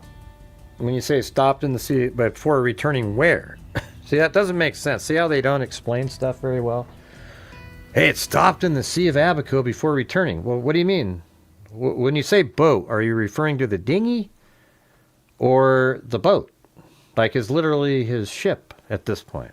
What are you talking about? Let's see. A boat called the Soulmate for months, and then on April 4th, Brian told police that they were traveling from Hopetown to Elbow Cay on a small dinghy boat back to their sailboat. This was around 7:30 that night. And then at some point, Brian says Lynette fell overboard with the boat keys and was swept away by a current. And he said that he was forced to paddle for hours before reaching the shore. But this new GPS data shows Brian's device stopped in the Sea of Abaco. Yeah, it looks like this. That's the boat right there. See, it stopped, and so the boat, the dinghy. Before returning. But what do you mean before returning? His boat went to that shore over there. So are you saying it stopped, then returned, then went over there? That would be incredible. Like if it literally showed that the dinghy stopped in the middle of the bay, then turned around and returned, and then later sort of drifted over there. That would be incredible, because that would mean it's a provable lie.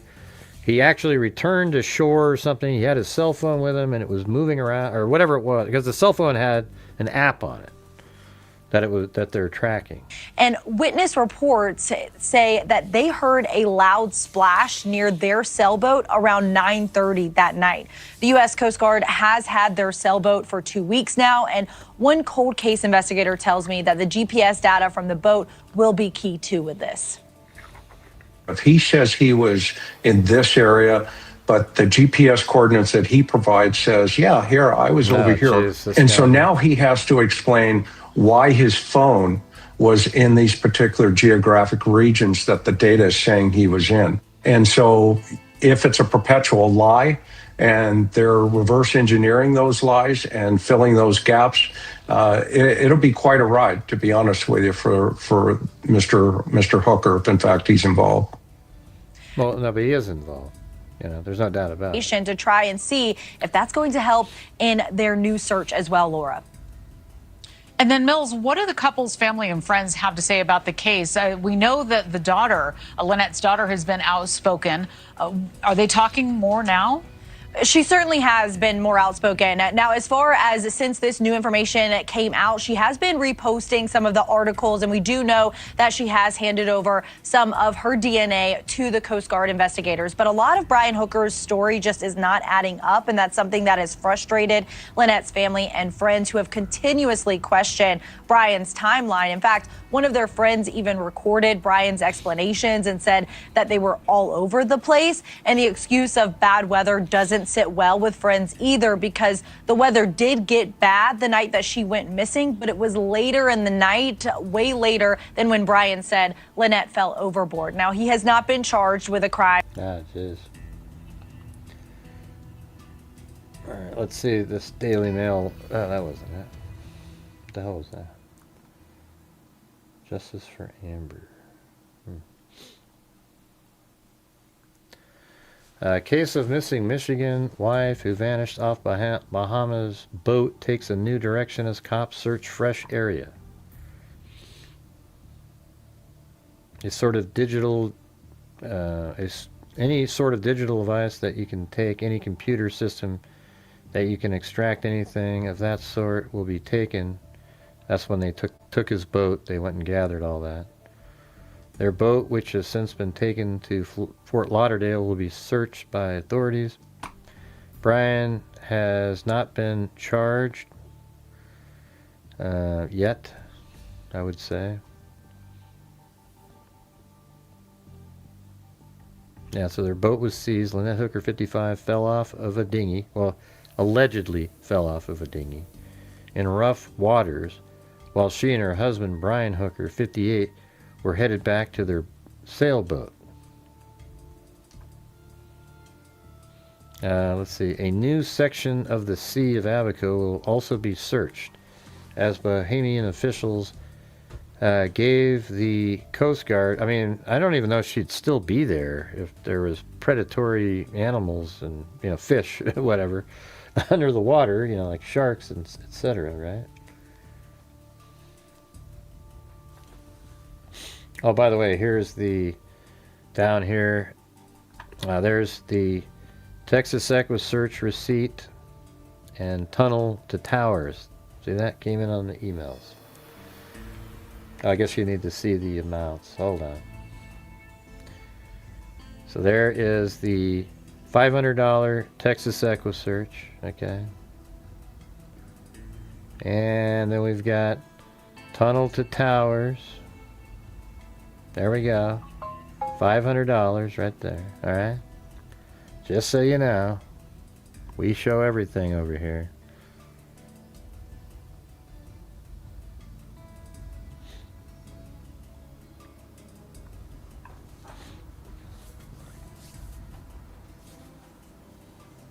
That's not going to be tough to prosecute. Yeah, at all, really. Yeah, once they've got his, the fact that he gave misinformation and, you know, all that stuff, it's just gonna be obvious. I mean, it's gonna be a circumstantial case filled in with, you know, direct evidence that is circumstantial in nature too. You know, like, oh wow, he said he was over here, but he's over there. Look at that. He said this, and this is what happened. I don't know. You know, people just get too skeptical all the time.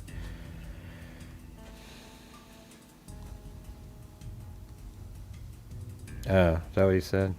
I forgot about the dry bag thing. I think that was early on, wasn't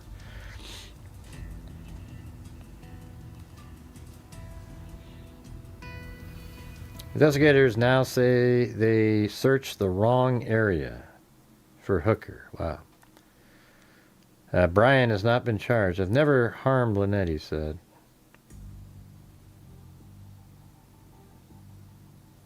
The reason why we have a vested interest is because the suspect is Brian, and he's a U.S. citizen. The victim is Lynette. She's a U.S. citizen. The vessel in which they were on when the incident occurred is a U.S. vessel, and it's flagged in the United States. That gives the United States jurisdiction. Brian could also face U.S. charges, even though his wife vanished in international waters.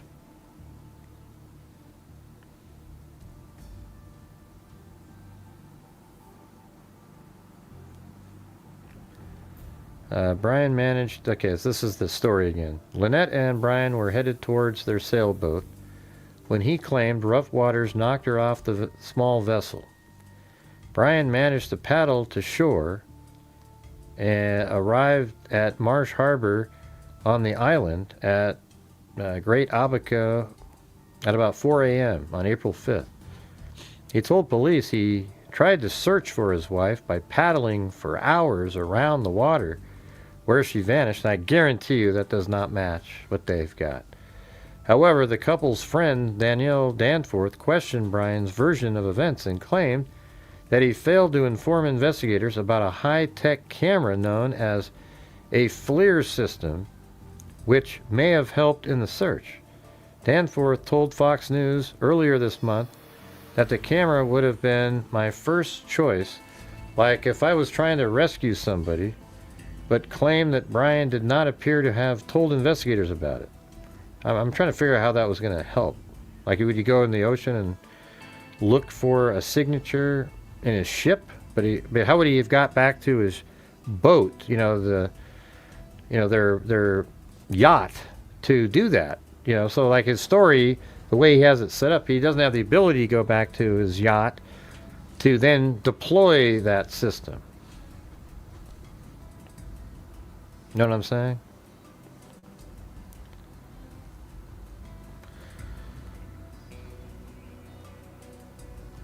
I told them about it, and they were very interested, he said. That was the first they had heard about the system being on the boat.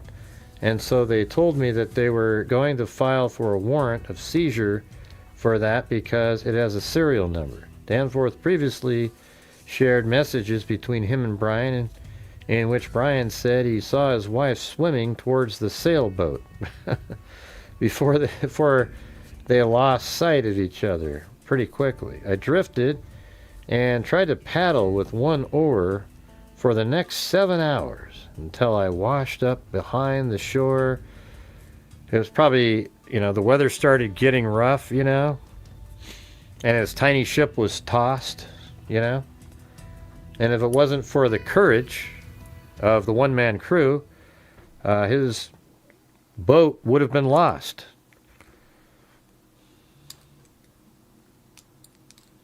See, I drifted and tried to paddle with one oar. The next, hey, at least some of you got that one. Hey, all right. Yay! Bam! Excellent, you guys. That's what he want. That's what he envisioned, though. You know what I mean? Like his boat went in this little. Look it. Have you guys ever seen where the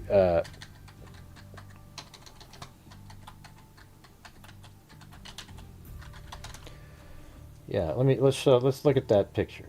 So look it. See, there's the SS Minnow in a little cove, right? Right there. That's where his was. It was just right over there in one of these. I think it was. I think I picked this one right here. But see, right there. So he was picturing that in his head, right?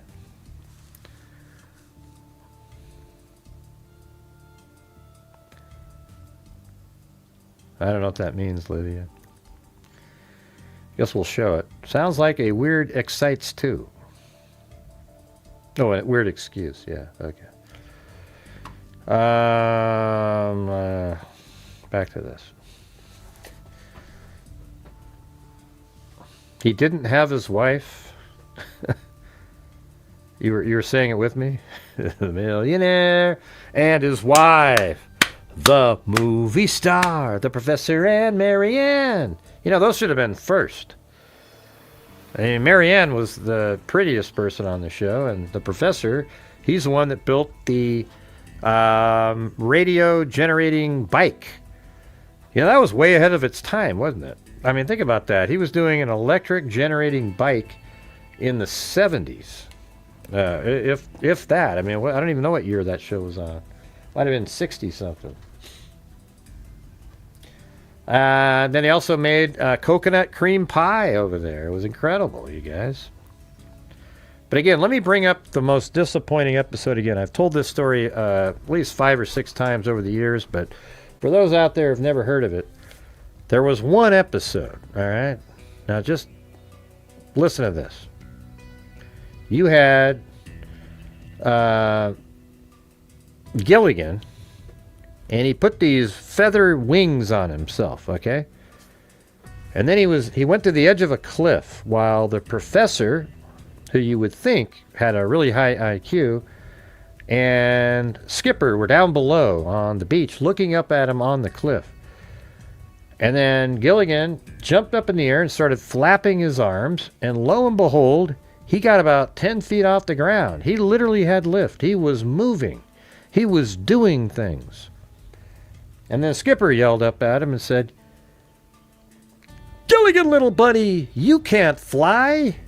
And he goes, "Oh." And he crashed to the ground.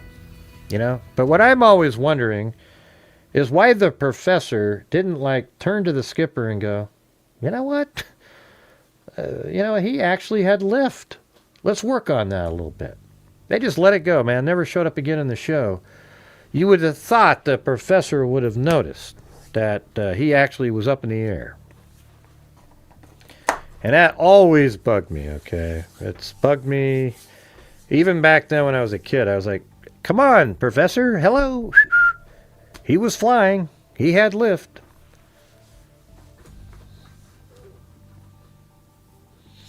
Yeah. Let's see. So that's when I knew the professor was bogus at that moment. I drifted and tried to paddle with one oar for the next 7 hours until I washed up behind the shore of the next island over and was able to get some help finally. His Facebook message. So, of course, whatever happened to him took the longest amount of time in history to try to get help. When there's people literally a mile away from you, it took him 8 hours to finally get help. And the reason is because he wasn't drifting for 8 hours. Here's how a case would be he'd lose in 2 minutes. If you have his cell phone moving around, doing things, going in different directions, and it was not drifting for 8 hours. Like if his cell phone, he's not in that boat and it's not drifting for 8 hours, then that's a huge problem for him.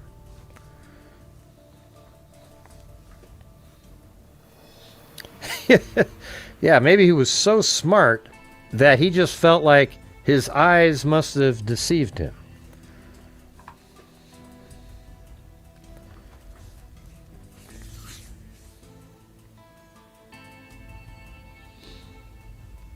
Local experts previously told the Daily Mail they were skeptical of Brian's version of events, pointing to what they said were puzzling inconsistencies that could reveal mysterious missing hours.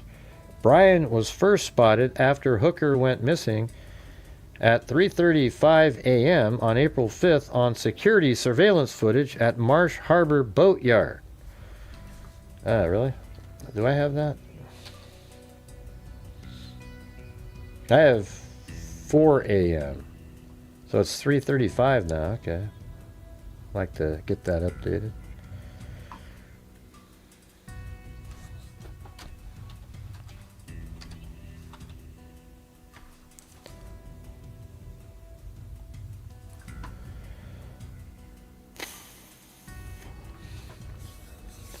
Footage at Marsh Harbor Boatyard, some 4 miles from where his wife vanished.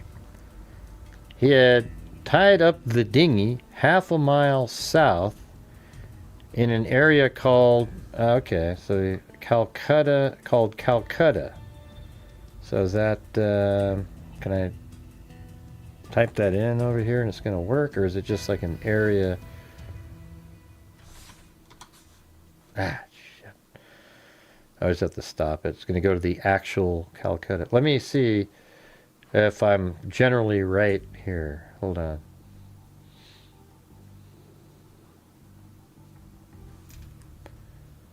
That's 0.24 miles.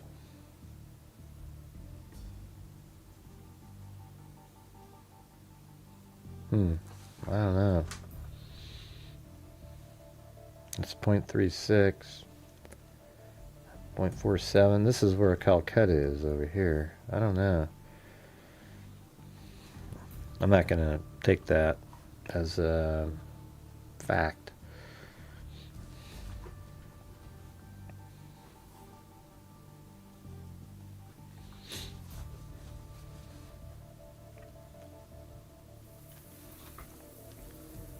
And walked over dangerously rocky shoreline terrain and through dense mangrove before reaching the yard. The footage, which is in the hands of the Royal Bahamas Police and has not been released, has been seen by the Daily Mail. Oh, you've seen it. It revealed Brian wandering almost nonchalantly around the yard wearing a blue shirt, dark shorts, probably just like that, and flip-flops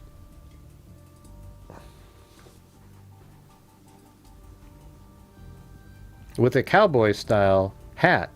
Wow, that's almost exactly perched squarely on his head. In the footage, he walked up to the security fencing and raised his arms to attract attention.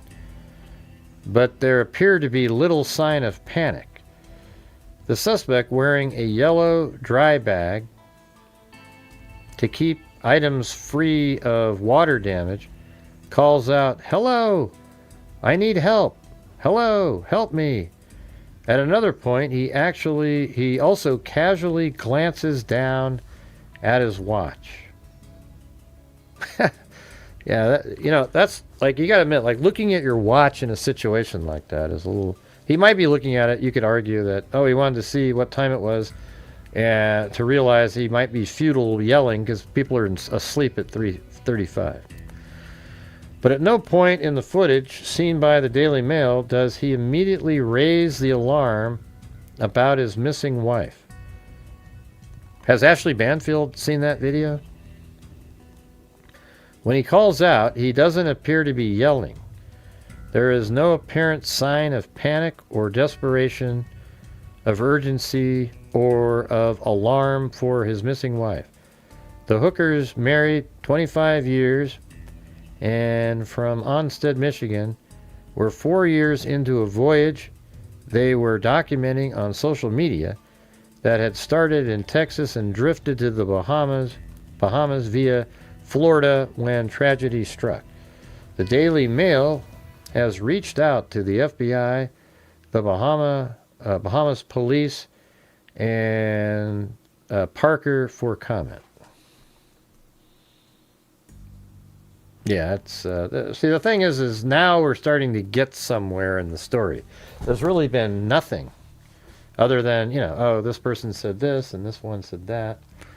Now we're getting somewhere where his GPS data on his like maritime app or whatever the hell it was on his phone doesn't match what he told police.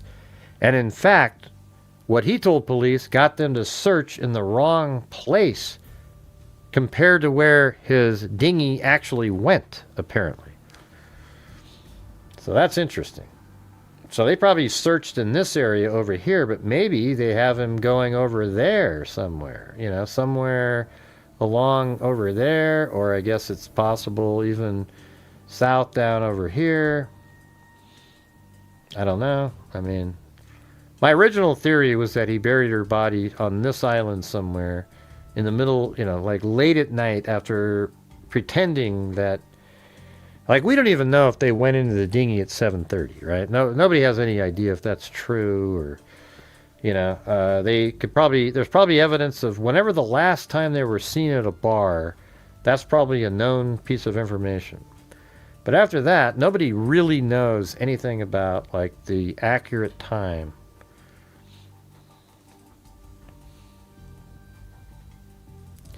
Yeah.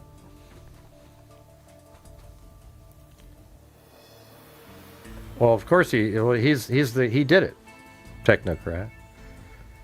Yeah. Right. Yeah. You can though. You can. If they find her body, that's going to be the thing. Even if they find her body and it looks like she drowned, I guess if it looks like she drowned, I don't know. I think when you say if it's contradictory, what if it's so egregiously contradictory? I mean, it's sort of naive to say that doesn't mean anything. It means a lot. We've been doing this for a long time, and I can tell you right now, if somebody has, like, if they find her body and she drowned somehow, I mean, it's going to be hard to find any marks or anything on her because she's been in the water for so long.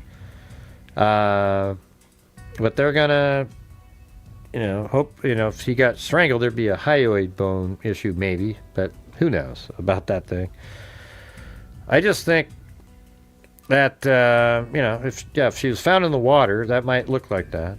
But I think she's on land. I think he killed her, like, on the boat and then dumped her somewhere. But I think I think he may have smothered her and then put her out somewhere But the problem is with that is she wouldn't have water in her lungs if she was dead first. So if they find her and they're able to, if she's still intact somehow, if she doesn't have water in her lungs, then that means she died before going into the water. And then I don't know what his story would be at that point.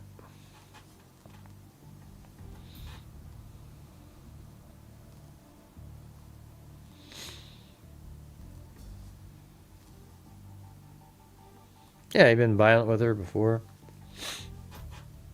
But I think when you have a ridiculously contradictory story, it's just totally different.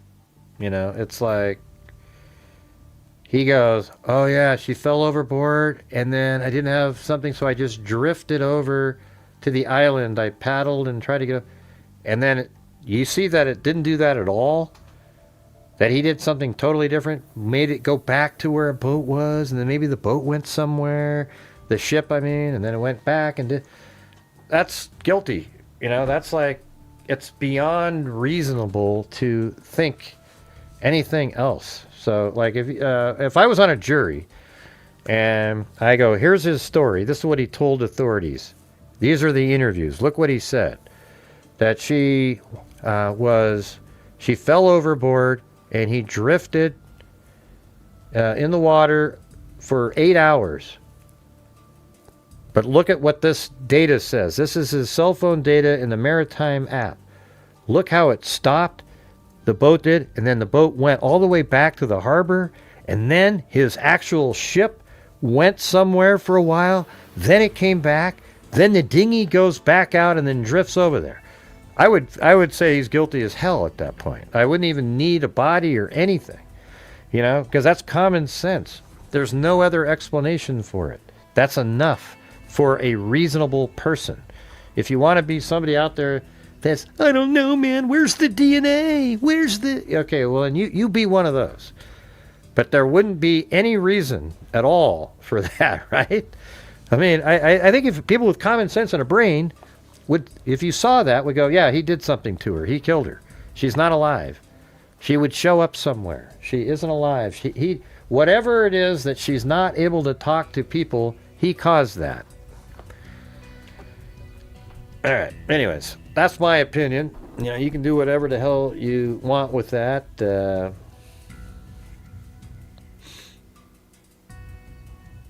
Hey, Lisa agrees with me on something. Hey, look at that. She said, I agree with Gray on this. Yeah.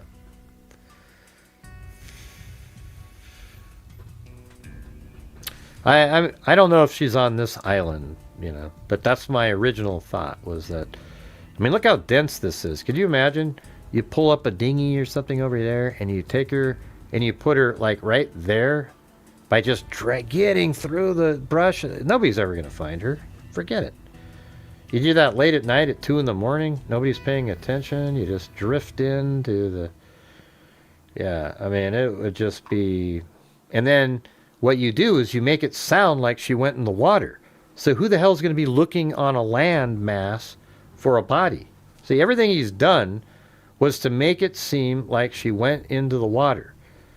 It's interesting, however, that he tried to deflect where he actually went, and that makes it seem like he ended up putting her in the water as the final resting spot based on that. Although there could be land in the area that he doesn't want them near either. So that's like, let's say, he actually went somewhere over here. It doesn't look like a really great spot, but, somewhere out there he may have gone in his dinghy somewhere else, like maybe over here or something, right around in there, put a body on this little Sugarloaf Cay, and people are looking in the water, the ocean, but they never actually go onto land because of how the story is played out.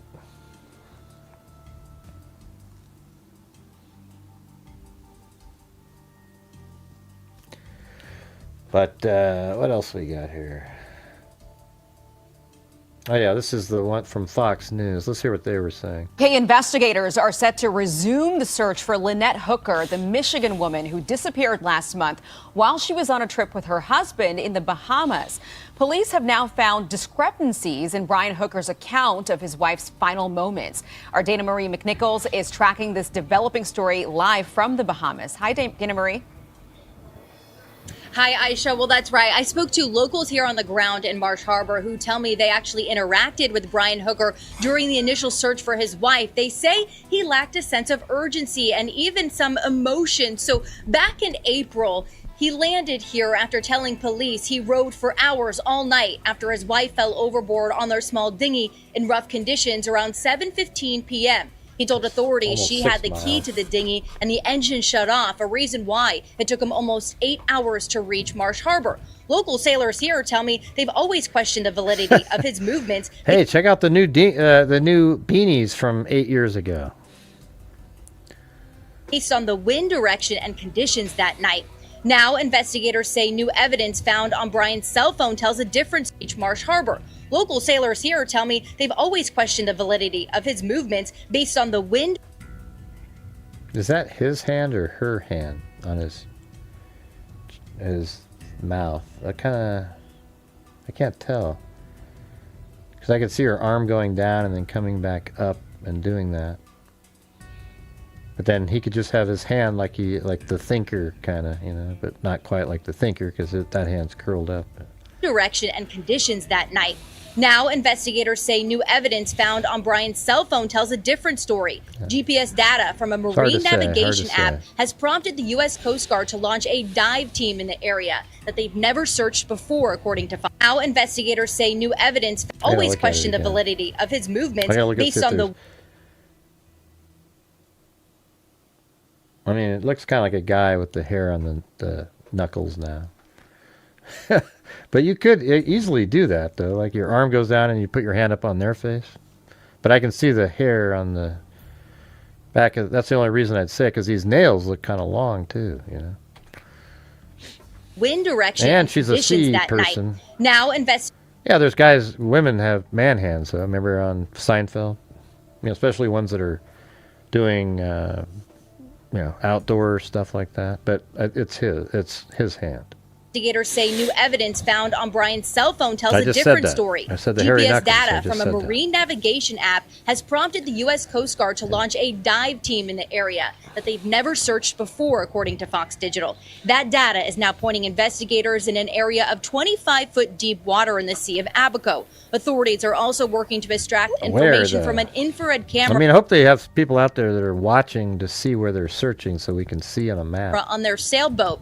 Now, Lynette's family has provided DNA samples to authorities to help with this investigation. Her daughter says the couple had an abusive... Well, it's funny because you couldn't see the hairy fingers until I zoomed in on him. It was too wide of a shot. Relationship with a history of domestic violence. She told was... Fox News she suspects foul play. And Aisha, back out here live. As for the location and whereabouts of Brian Hooker, he left. He went back to home in Michigan right after he told camera crews that he was going to stay here and look for his wife, who's released from custody after being questioned for multiple days. Wow, of course, we'll that's keep you updated. Telling.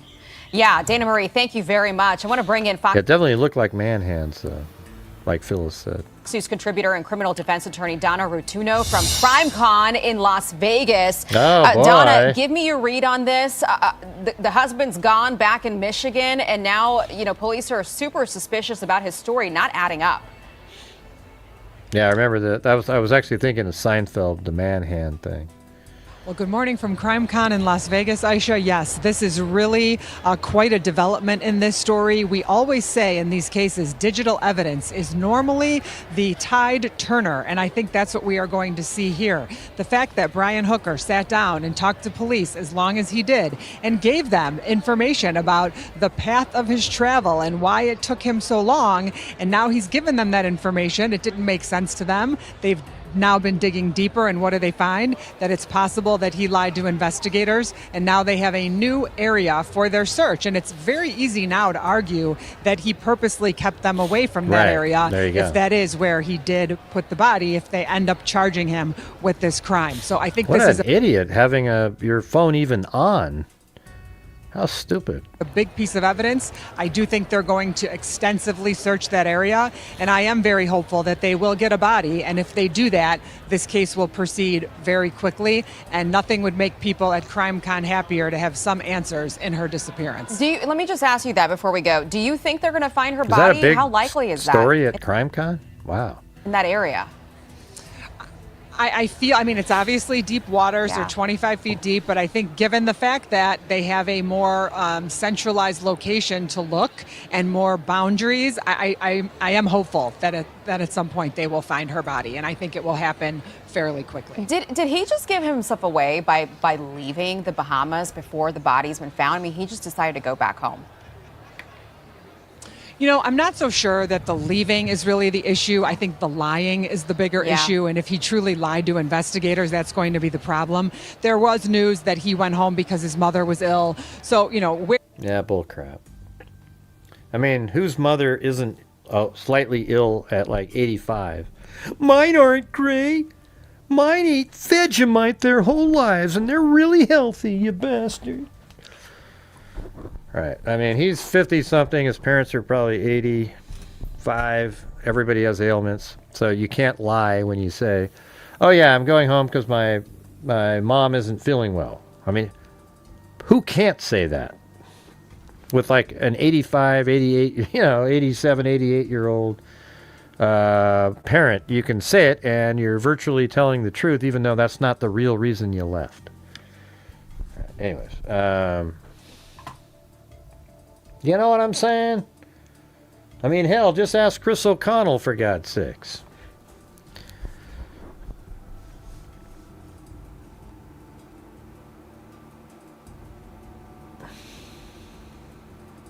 All right. Anyways, that's going to do it, you guys. How about, you want to do the walled port flyby again? That's so peaceful, you know? What if we do that at the end? The walled port flyby. How about that, Phyllis? I know you like that one. You want to do that?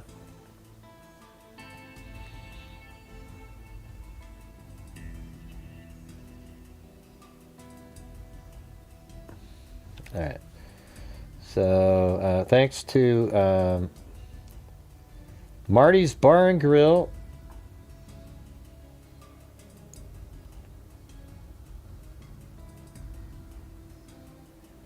Oh, wait, hold on.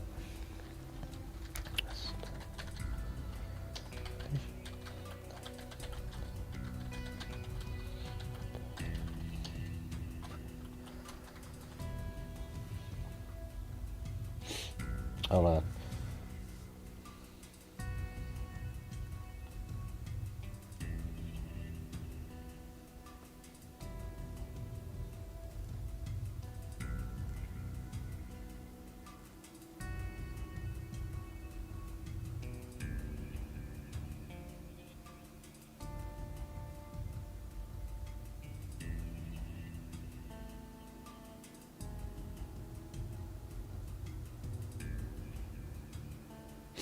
Yeah.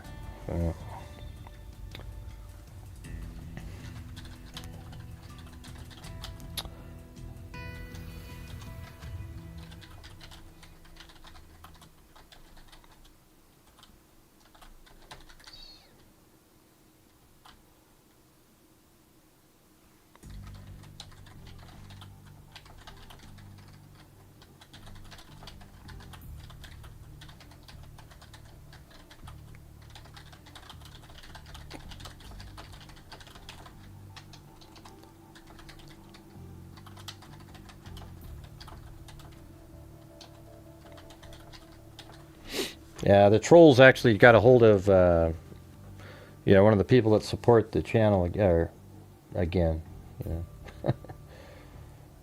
Says your lovely trolls sent me a link to their latest video, which has a clip from one of your shows where my name is mentioned.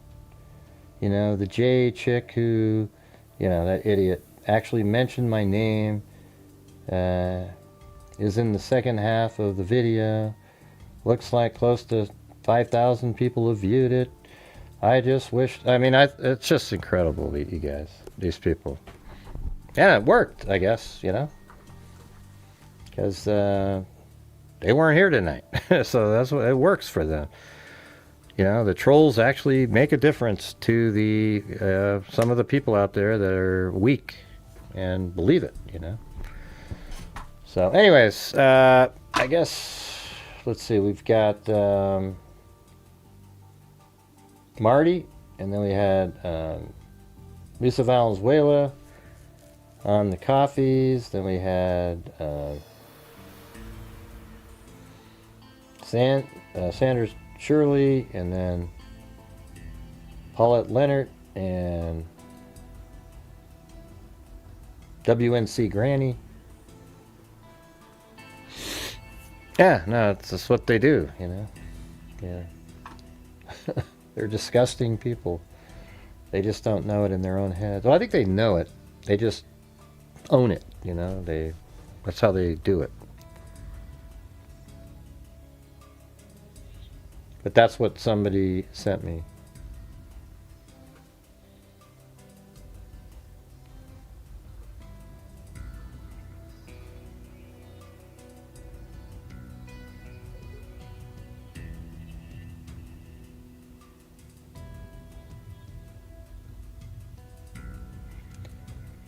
And I think that was it over there.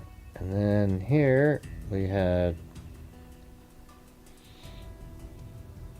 Alley Cake with the cat eye. Then Carol Silva gifted one. Then Chris O'Connell gifted 10. Then we had Wild Bill Wassman.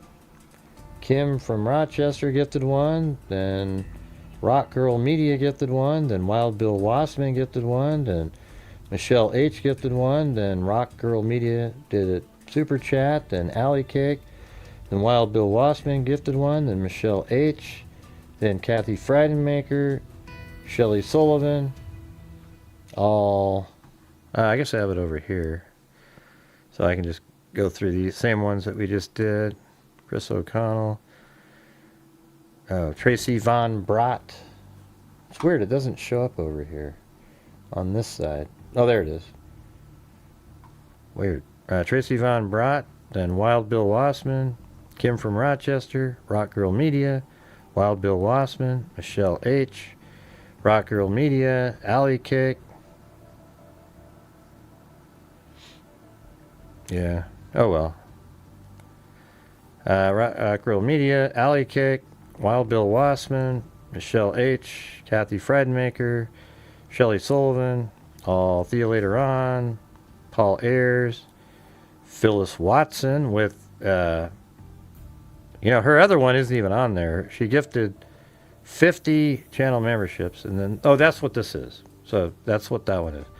Gifted 50 channel memberships. Then we had Cinnamon Sin Freak. Then Paul Ayers did 5 gifted memberships.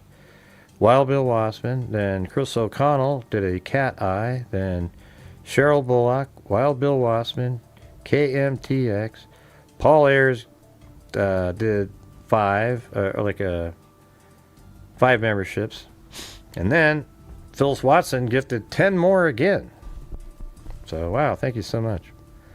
And KMTX, Lisa Valenzuela, KMTX, Wild Bill Wassman, Alley Cake, Whiskey Boots, Wild Bill Wassman, Stephen Connerly, Whiskey Boots, Marine Co.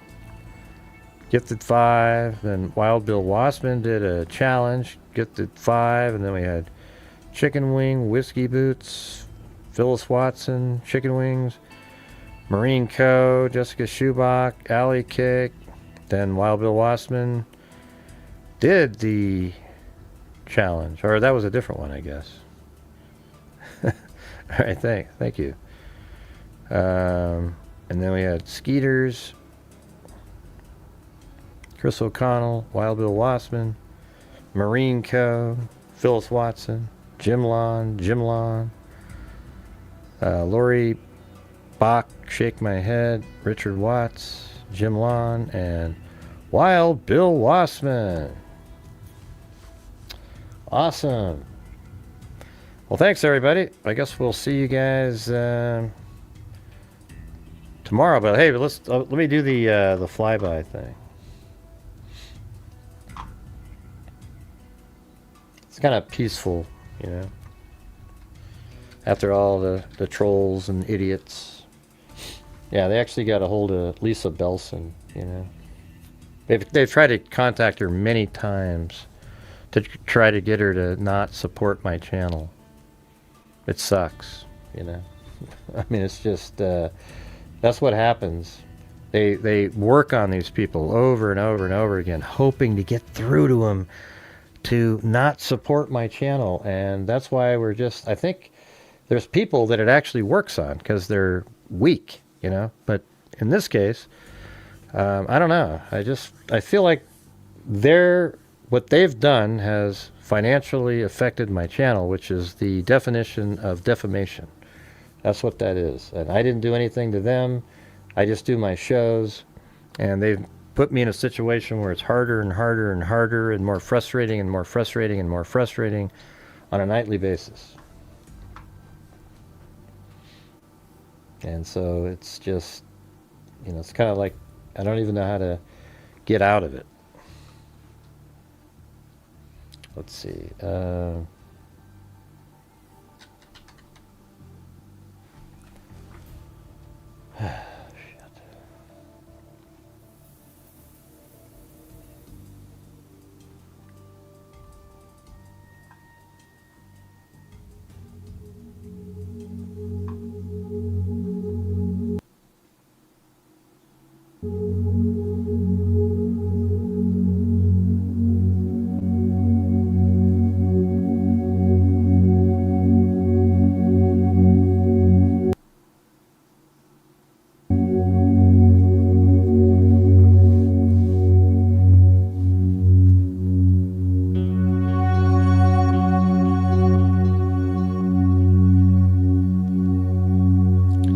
And thanks everybody for supporting the channel tonight. I really appreciate it. It's kind of seemed like a really long month for some reason.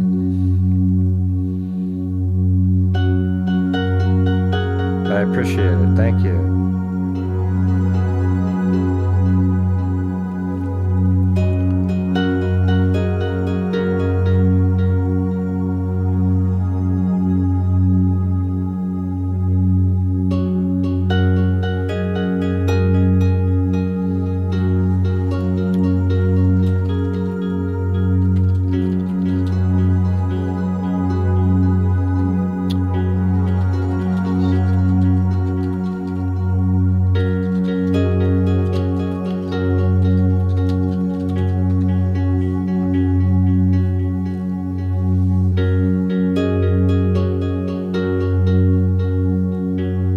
I love you guys too.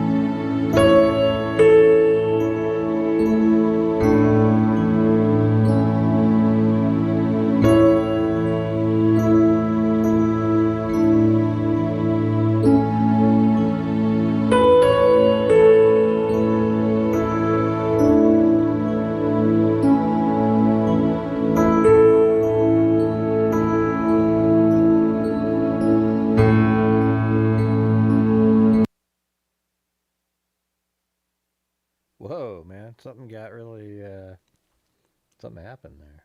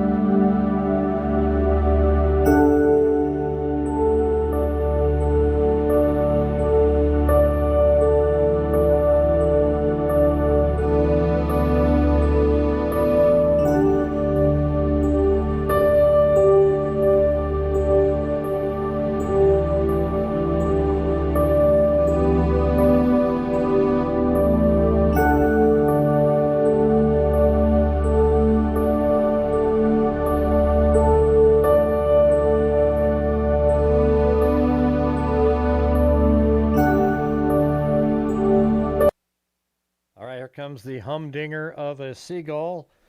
Probably weighs a good 25 pounds. Barely got off the ground. Little soy sauce, butter. Look at this seagull over here. This seagull over here is, I think it's a mutant, for God's sakes. This thing, the fact that it can fly is it's the 8th wonder of the world. It's amazing. Look at this guy. Look at him. He's like a Tyrannosaurus Rex seagull. Look at that thing. I mean, you tell me that wouldn't taste good over a... Look at that thing. That thing is a monster. Compare it to the other one I was flying by. Those are normal seagulls. This guy over here, he weighs $125. I mean, this thing is... Here, let's look at that again. Let's go back over here. I mean, anytime you can see a seagull from a half mile away, I mean, give me a break. That thing is... Look, he barely... Oh, he just got off the ground right there. He has lived well. He's fed. There's the shadow of the drone again right there.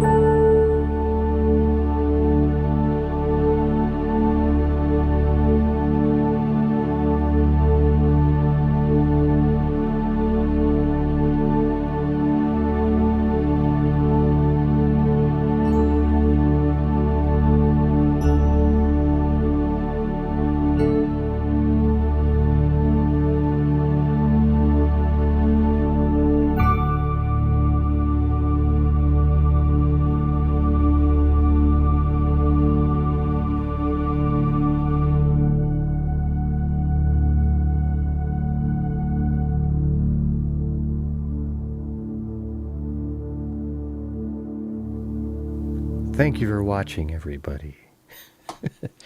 We'll see you tomorrow. Hey, we can watch Kevin Costner.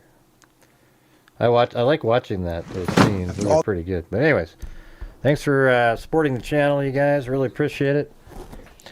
You know, I'm not sure what's going on with the trolls. They just unrelenting. But it's okay. All right. I guess we'll see you tomorrow. Thanks for watching. And until next time, be safe out there.